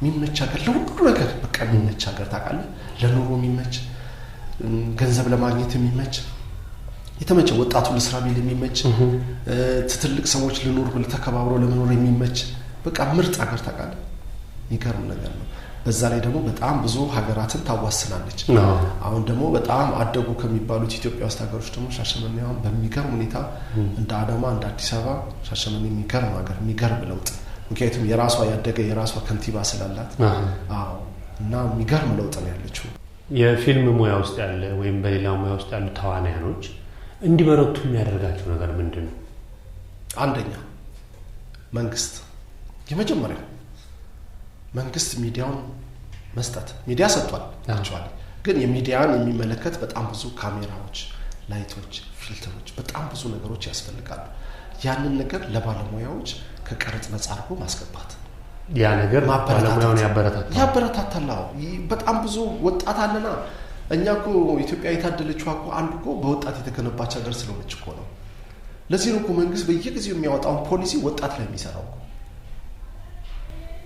ሌሎች በጣም ብዙ ኢሮፖች ምናምን እኮ በሽማግሌ የተሞላ ነው በአብዛኛው ወጣት የላቸው የኛ ጄነሬሽን ደግሞ እንዳለ ወጣት ነው የሚሰራ በቃ የሚሰማ አድርግ የተባለውን የሚያደርግ ለሁሉ ነገር ቅርብ የሆነ ወጣት ስለዚህ ያንን ወደዚህ ማምጣት ወደ ኢንዱስትሪ ሰፊ ነው አሜሪካን ያደረጋት ምንድነው ዋናው ፊልማቸው አይደለም በፊልማቸው ነው ሀያልነታቸውን የሚያሳዩ ነው እንደንፈራቸው ያደርጋሉ ማስታወቂያቸው ባይደው የትኛውም ማስታወቂያ የትኛውም ኢንተርቴይንመንት የትኛውም ቢሆን ከፊልም አይወጣም ከእንትኑ አይወጣም ከስክሪኑ አይወጣም ከኪነጥበብ አይወጣም ስለዚህ ወደዛ ቢያደርግ መንግስት እንደዚህ የተሻለ የቀረጻ ቦታ ቢዘጋጅ አሁን እየተለመነ በየቦታው ላይ ምናምን የሚሰራ የተለየ ነገር ቦታ ቢኖር እንደ ሆሊውድ ይኖር አይደለም ግን የተየለየ አሁን መንግስት እያደረገ ያለው ጥሩ ነገር ነው ለህፃናት መጫወቻ የመዋኛ ቦታ ምናምን ትኩረት ተደርጓል ለፊልም ኢንዱስትሪ ደግሞ አንድ እንደ ሁለት የሆነ ሰዎች ይሄዱ ሊቀርጹበት በየመንደሩ ምናምን ከሚባል ወደዛ ቢመጣ ድጋፍ ቢደረግ እያደረገም ነው። ምንም አልተደረገም አይደለም። በየትኛውም በኩል ላይ ንጹህ ነው። የትኛውም ሀገር ብትሄድ ወረቀት ከፍቃድ ስታወጣ በሩ ክፍት ነው። ስራ ነው የምትባለው። ያንተ የመስራት አቅምህ ግን ይወሰናል። በካሜራ በላይት በድምጽ አየህ፣ ለተወና የተመቸ ነገር አይደለም። ሰው ግን ሰብሮ ወጥቷል። እየሰራም ነው፣ እየታገለም ነው። ለዛ ነው ቀደም ማንኛውም ሰው ፊልም ሰራለሁ ብሎ ሲነሳ አደንቃለሁ ብዬ የምልህ ለዚህ ነው። በዚህ ባልተመቸ ሁኔታ ላይ ውጤት ያመጣሉ ብዙዎቹ። ብዙ ደግሞ አሉ። እውነት ነው። ሌላው እስከዛሬ የሰራቸውን ስራዎች ወደ ኋላ ዞር ብለህ ስትመለከት በጣም በተለየ ሁኔታ ፈትኖኛል፣ በጣም በተለየ ሁኔታ ዋጋ አስከፍሎኛል፣ ግን በቃ ይሄን ገጸ ባህሪ ወደዋለሁ የምትለው? ቀደም ያልኩ ማንነት ያልኩ የሻለቃውን ፓርቲ የሰራው ጊዜ በጣም ፈታኝ ከባድ ነበረ። እሱ ጊዜ ከባድ ነበር። ሪል እንትን ነበረው፣ መሙሻላነት ነበረው። ከሌሊቱ 9 ሰዓት 10 ሰዓት ላይ ወንጂ አካባቢ መኪና እየተቃጠለ ጭስ ምናምን ሆኖ እነዚህ ወጣቶች የሚሰሩት ነገር እዛ ላይ የምታዘው ማዘዣ ምናምን የሚገርም ፊልም ነበረ። ከዛ ቀጥሎ ግን እንደ ሰው የዳንኤል የሚገርም ፊልም ነበረ። እንደ ሰው ላይ ከደሳለኝ ጋር የተሰራው እሱ ሀናም አለችበት። እነሱ የሰራው ፊልም የሚገርም ነው። መዲ የምሰራቸው ፊልሞች አሁን ወንድሜ ነህ እነዛ ግን እንትናቸው ጠፍቶ ይመስማቸው አየህ። እነሱ ፊልሞች የፈተኑ ጥሩ በሰዎች ላይ የቀሩ ፊልሞች ናቸው። ባይ ዘ ዌይ እኔ ያልሰራሁት ግን በጣም የምወደው ፊልም ግን የቆየ ፊልም አለኝ። የማመሰለ ሰለሞን ቦጋለ የሰሩት ሁሌ ሳየው የምስቀው አዲስ ሙሽራ የሚል ሰው እስቲ ዝም ብሎ እያየው ይስቃል። አምስተኛዬንም እያየው ተስቅ ነበረ እና በቃ ማረሳው ፊልም ታውቃለህ? እሱ ለምን እንደሆነ አላውቅም፣ ምክንያቱም አይገባኝም። ሙሽራ ሆነህ የነበረውን ቻሌንጅ ለማለፍ የሰለሞን ፊት ነው መሰለኝ የሚያስቀኝ፣ ዋናው ፊቱ ይመስለኛል። ይገርምነት በቃ ተደጋግሟል። እና ቆይቷል ካየሁት፣ ግን በጣም አስቆኝ ደስ ብሎኝ የሰራሁት ፊልም እሱ ነው። አሳዝኖኝ ደግሞ ያየሁት ውሳኔ አሳዝኖኛል፣ ደስ ብሎኛል። ለምን ጊዜውን ደግሞ አንደኛ ፊልም ካልከኝ ደግሞ ታታይ ልኪን ነው። በቃ በጣም እያንዳንዱን ነገር አሁን ራሱ እንደ ባለሙያም ሳየው እንደ ተመልካችም ሳየው በጣም ይገርመኛል። በቃ የወሰዱበት ነገር ኢቭን የወሰዱበት ካሜራ ጥበብ አሁን እሱን የአክሱምን እኛ ብንሰራው አስበዋል። እስቲ ምን ነው እንደው ባለሙያዎች ባካችሁ ይሄን እንደው መድፈር አቃታችሁ? ብዙ ታሪክ የሚያቅሰው አለ፣ በጣም ብዙ ነገር እውቀቱ ያላችሁ ሰዎች አሉ። ለምን እንደማይሰራ አላውቅም። አንተ በዚህ በፊልም ህይወት ውስጥ መኖር ለህይወትህ ለምትኖረው ኑሮ አገኘሁት የምትለው የህይወት ትምህርት ምንድን ነው? አንደኛ ከሰዎች ጋር የመግባባት እድልህን በጣም አስፈትሏል። አንድ ጊዜ ታይላንድ የገጠመኝ ልንገርህ። ፕሌን ልንገባ ነው፣ ያው ቁጭ ብለና እስኪ ከፈት እየጠበቀን ነው እና ስልኬን እዛ ቻርጅ ማድረጊያው ላይ ሰክቼ ቁጭ ብለን ከጓደኞቼ ጋር እያወራን ነበርና ኦልሬዲ ላይኑ ተከፈተ። ያው በቃ ግቡ ተባልን። ፓስፖርታችንን እያሳየ ምናምን ስልኬን እዛ ረስቼዋለሁ።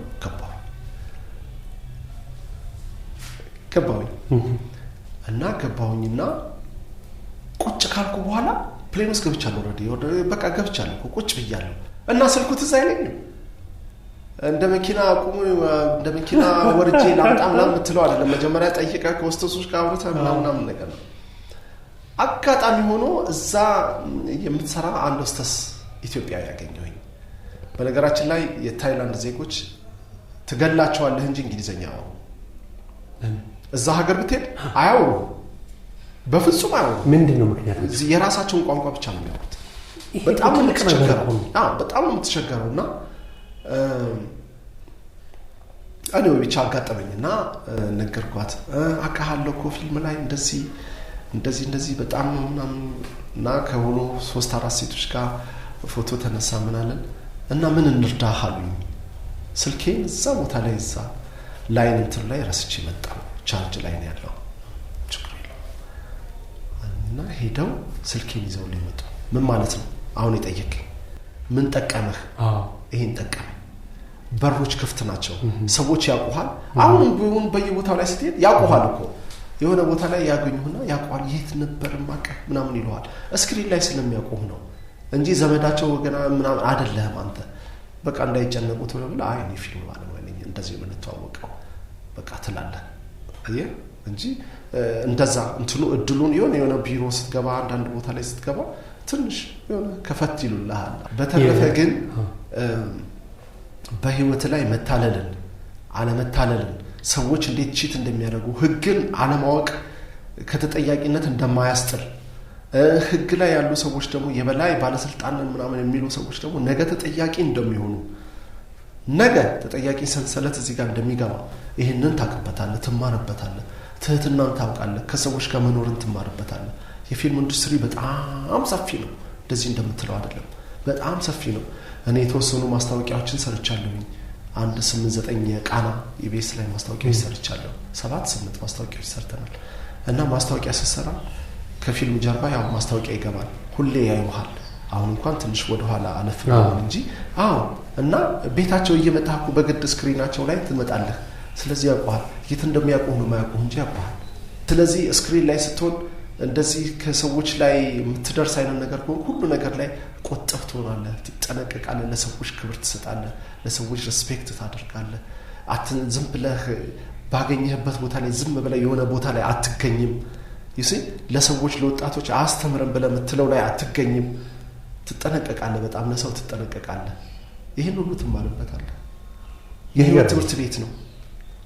አንተ አሁን በዚህ በፊልም ሙያ ውስጥ አለህና ይሄንን የፊልም ሙያ ተው አትስራ ብትባል ትተዋለህ? ተለከፍክ እኮ አንዴ በቃ ገባህ እኮ አለመግባት ነበረ። ከገባህ በኋላ ልተው ብትል እንዴት ትተዋለህ? ለምሳሌ በወጣትነት ትሰራለህ። ሚድል ኤጅ ላይ አሁን እኔ ሚድል ላይ ነኝ። የሆነ ሆነ ነገር ትሰራለህ። ገባህ አይደል? ከፍ ስትልም ትሰራለህ፣ ስታረጅም ትሰራለህ። ውጤቱ እስከ መጨረሻው እስከ ለተሞት ነው። እስክታረጅም የምትሰራው ስራ እኮ ነው ይሄ። እንዴት አድርገህ ትተዋለህ? አንተን አይደለም ገጸ ባህሪን ወክለህ ሰዎችን ሆነ የምትሰራ ሰው እስከሆንክ ድረስ ፊልም ህፃን ልጅ ይፈልጋል፣ የመጨረሻ ትልቅም ሰው ይፈልጋል፣ ሚድልም ይፈልጋል፣ የሆነ ነገር ይፈልጋል። ስለዚህ አለህ እስከቻልከው ድረስ ታገለግላለህ። ህዝብህን ማገልገል እኮ ማለት ነው።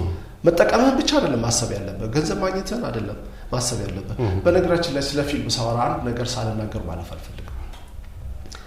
እስካሁን ከሰራኋቸው ፊልሞች ውስጥ ስለ ገንዘብ ሰዎች አስቀድመው ሊጠይቁኝ ይችላሉ። ስንት ነው ክፍያ እንደዚህ ምናምን ነገር ይሉ። እኔ የምመልሰው መልስ ሁሌ አንድ ነው። እርግጠኛ ነኝ ይሄንን ከኔ ጋር ያወሩ ሰዎች ያውቁታል። መጀመሪያ ፊልሙን ለመስራት ሲነሱ ይሄ ገጸ ባህሪ ለጌታውን ይሆናል ብለው ሲሉ ከዛ በኋላ ወስነው እኔን አስበውኝ መተዋል። ከዛ ስልኬን አግኝተው ደውለውልኛል። እንፈልጋለን ብለው ጠርተው አክብረውኝ ይሄንን ስራ እንስራ ሲሉኝ እኔ እኮ ክፍያ ተፈጸመልኝ። እኔ እንደዛ ነው ብለው አየህ፣ በጣም ብዙ አክተር አለ። ከዛ ውስጥ ተመርጬ ይሄንን እንድሰራልን እንፈልጋለን ስባል እኔ የመጀመሪያ ክፍያ ተፈጽሞልኛል። ቀድ የሚባል እኔ አልፈልግም፣ ቀድ ተሰጠኝ ማለት ነው። አየው፣ እኔ እንደዛ ነው ማስበው። በተረፈ ስለ ገንዘብ እንደዚህ ከአንድም ፊልም ጋር ተነጋግሬ ዋጋ የሆነ እንትን ብዬ እኔ አላውቅም። ነገር ግን ሳልፈልግ የምቀራቸው ስክሪፕቱን አንብቤ ያልተመቹኝ ገጸ ባህሪዎች አሉ። እኔ ለወጣቱን ሳስብ ልጆቼን አስባለሁ። ስለዚህ ለልጆቼ ያስተምራለሁ ወይ የምሰራው ስራ ያስተምራል አያስተምርም ብዬ አስባለሁ። እንደዛ አስቤ ስለምሰራ እጠነቀቃለሁ። በህይወት ውስጥ አላደረኩትም ወይ እኔ ባደረኩት ኖሮ ብለህ በጣም የምትቆጭበት ነገር ምንድን አለኝ? ምንድን ነው? የትምህርት ቤት መምህራኖቼ እርግጠኛ ነኝ በአብዛኛው ውጭ ናቸው። እነሱ ሊያውቁ ይችላሉ። ከ10ኛ ክፍል ጀምሬ እስከ 12ኛ ክፍል ጌታውን ብዬ ጽፌ አላውቅም። ጓደኞቼ ያውቃሉ። ዶክተር ጌታውን እያልኩ ነበር የምጽፈው። የልብ ስፔሻሊስት መሆን እፈልግ ነበረ። በቃ this is my aim፣ የኔ ዓላማ ይሄ ነበር። ማትሪክ አልመጣልኝም ውጤት። እስካሁን ዶክተር አልሆንኩኝም። ማስተርሴን ወስጃለሁ። ኔክስት ታይም ደግሞ እግዚአብሔር ቢረዳኝ ደግሞ ዶክተሬቴን አነባለሁ፣ አጠናለሁ። ዶክተር ሳሉን ግን እግዚአብሔር እንዳይገለኝ እማጸናለሁ። መፈልገው ግን ዶክተር መሆን ነበር። አሁን ግን ዝም ብዬ ዶክተር ነው የምሆነው እንጂ የሕክምና ዶክተር አይደለም። በፊት ግን መሆን የምፈልገው ግን የልብ ስፔሻሊስት መሆን እፈልግ ነበር። በፊት ታች ገና እያለሁ when I was young ሰው የሆነ ቦታ ላይ የሚቆጨኝ ግርግጭ የሚያደርገኝ ነገር እሱ ነው። ሁል ጊዜ እናድዳለሁ። ልጆቼን እነግራቸዋለሁ እኔ እንደዚህ ነበር የምፈልገው ምናምን እላለሁ። anyway የማስተርሴ ፎቶ ግርግዳ ላይ የዲግሪ ነበር መጀመሪያ ማስተርሴ 3 የዲግሪው ተነሳና የማስተርሱ ተደረገ። ልጄን እላት ነበር ቃል ኪዳን ትባላለች። አሁን በትልቅ ውጤት ነው የተመረቀችው። በጣም ነው በነገራችን ላይ በጣም ነው የምኮራባት። ለምንድነው ጎበዝ ተማሪ ናት። በከፍተኛ ውጤት ነው የተመረቀችው። አሁን አካውንቲንግ ነው ያጠናችውና አንዳችሁ ስትመረቁ ይሄ ፎቶ ይነሳል እናንተ ይለጠፋል ብያችኋለሁ። ምክንያቱም ግድ ነው ቦታ መልቀቅ አለብኝ። መተካካት ነው። ስለዚህ የኔ ፎቶ ተነስቶ አስለጥፋኛለች ማለት ነው። እና በተማርኩት ትምህርት ለሀገር እየሰራህ ነው ወይ ካልከኝ አይደለም። በተማርንበት ሙያ ሁሉም የሚያገለግል ቢሆን ኖሮ ኢትዮጵያ የት ትደርስ ነበር? መንግስት በሚፈልገው አትስታን ላይ ነበር ሻይ የምናደርገው። ብዙ የተማሩ ሰዎች የተማሩበትን ወረቀት ቁጭ አድርገው ወይ ፎቶአቸውን እዛ ላይ አድርገው የሚሰሩት ሌላ ስራ ነው፣ ቢዝነስ ወደ ምናምን ነገር ነው። እኔ እንዳልኩ ወደ ሊደሩ ስመጣ መሪ መሆን ነው፣ ማገልገል ነው። በጣም ብዙ ነገር ህዝብን የምትጠቅም ነገር ነው። እሱ እንዳለ ቁጭ አለና እንደገና ማስትሬቴን ደግሞ በህዝብ አደረጃጀት ላይ ወሰድኩኝ። ከተማ ምን እሰራለሁ? ህዝብ ስታደራጅ እኮ ከተማ የተደራጀ አለ ብዙ። ወጣ ብለህ ኦፖርቹኒቲ ቢመቻችልህ ማለት ነው ወጣ ትላለህ፣ ህዝቦችን ታደራጀው በሚፈለገው አቅጣጫ እየቀረጽክ የደህንነትን ማነቆን አንገቱን ይዘው አስፈንጨፈ የምታስወጣበትን ትምህርት ነው የተማርነው። ግን ገና አረፈደ ቢሆንም መስራት ባለብህ ማገልገል ባለብህ ጊዜ ላይ አላገለገልክም። እንደነገርኩ ብቻ አላት ሰው አሁን ብዙ ተተኪዎች ይሰሩታል ያለ እርግጠኛ ነኝ። ግን ይቆጨኛል ሁሌ እነዚህ ሁለት ነገሮች ይቆጨኛል። በተማርኩት ነገር ሀገርን ባለመገልገል፣ በተማርከው ነገር ህዝብን ባለመጥቀም። በነገራችን ላይ ሀገርን ማገልገል ከሆነ በተወሰነ መልኩ እያገለገልኩኝ ነው። አሁን ባለሁበት ይህንን ተርቪስ ታደርገኝ በኦሮሚያ ውስጥ አገለግላለሁ። በግራውንድ ቴኒስ ጽፈት ቤት ውስጥ አገለግላለሁ። አሁን እንደ ኦሮሚያ ማለት ነው። ከዛ በፊት በባድመንተን ሻሸመኔ እያለሁኝ የባድመንተን እንደገና ጽፈት ቤት አገለግል ነበር። እንደ ሀገር እንደገና ካልኪ ሳይክል ፌዴሬሽን መስራችን ነበርኩኝ እና እንደዚህ አገለግላለሁ። እያገለገልኩም ነው። ግን በተማርከው ነው ወይ ካልከኝ አይደለም። ሰዎች በተማሩት ላይ ነው እያገለገለ። እኔ በተማርከው አገልግልሃለሁ ካልከኝ በፍጹም መወሻሸት አይፈቀድም። ፊልም ውሸት አይፈልግም። ጌት በጣም ደስ የሚል ቆይታ ነው የነበረን። በጣም ተመልካቾችም በጣም ብዙ ቁም ነገር እንደምታገኙበት አምናለሁ።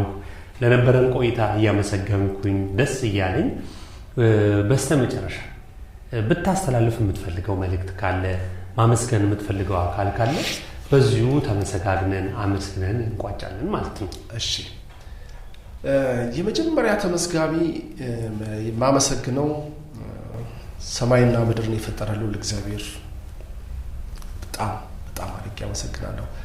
በክርስቶስ ማመን ነኝ። በጣም ምስጋናዬ እጅግ በጣም የላቀ ነው። ምክንያቱም በእድሜ ላይ እድሜ ዛሬን እችን አዲስ ቀን የሰጠን እሱ ነው። የመኖራችንን ህልውና የተመሰረተው እሱ ላይ ነው።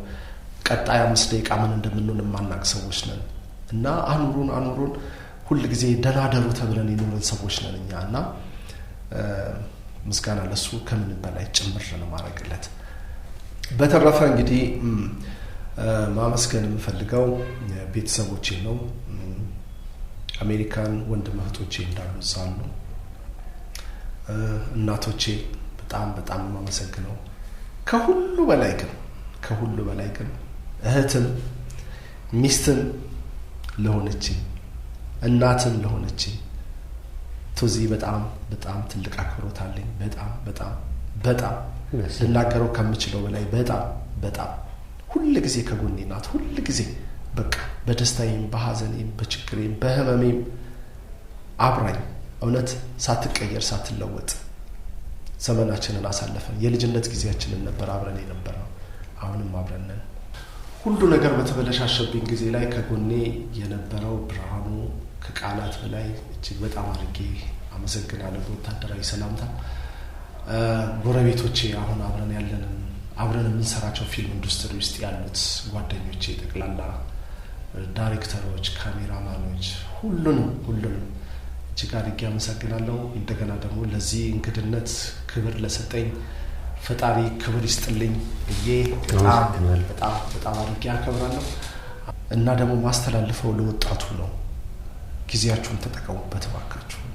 የእናንተ ጊዜ በጣም አሪፍ ጊዜ ነው።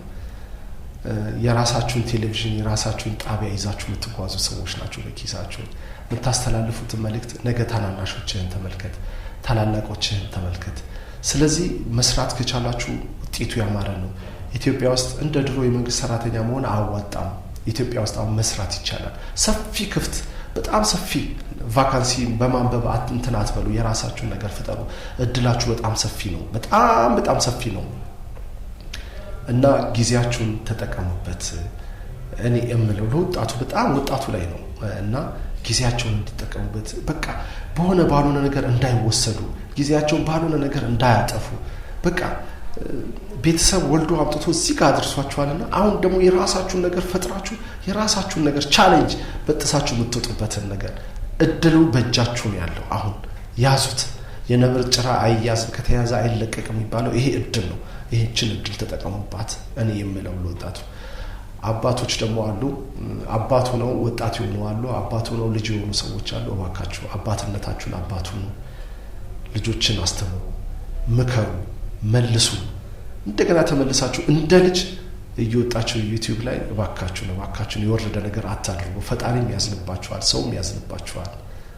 እንደ እድሜያችን እንሁን። ይህንን ነው ማለት እንፈልገው። ጌት ዛሬ የነበረን ቆይታ ይሄን ይመስላል። በጣም አመሰግናለሁ። እግዚአብሔር ይስጥልኝ። ክቡራትና ክቡራን የአክሱም ዩኒቨርሲቲ ቤተሰቦች ዛሬ የነበረን ከተዋናይ ጌታሁን ጋር ያሳለፍነው ቆንጆ ፕሮግራም ይህን ይመስላል። ብዙዎቻችሁ የእሱን የህይወት ገጽ በመግለጽ ብዙ ነገር እንደምትማሩበት ባለሙሉ እምነት ነን። ለዛሬ የነበረን ቆይታ ይህን ይመስላል። ቪዲዮዎቻችንን ከወደዳችሁት ላይክ፣ ሼር፣ ሰብስክራይብ በማድረግ በጎ ፈቃዳችሁን ታሳዩን ዘንድ በአክብሮት እንጠይቃለን። ለነበረን ቆይታ በጣም ያመሰግንን። በቀጣይ በአሪፍ ፕሮግራም እስክንገናኝ እንወዳችኋለን። ቸር ሰንብቱ።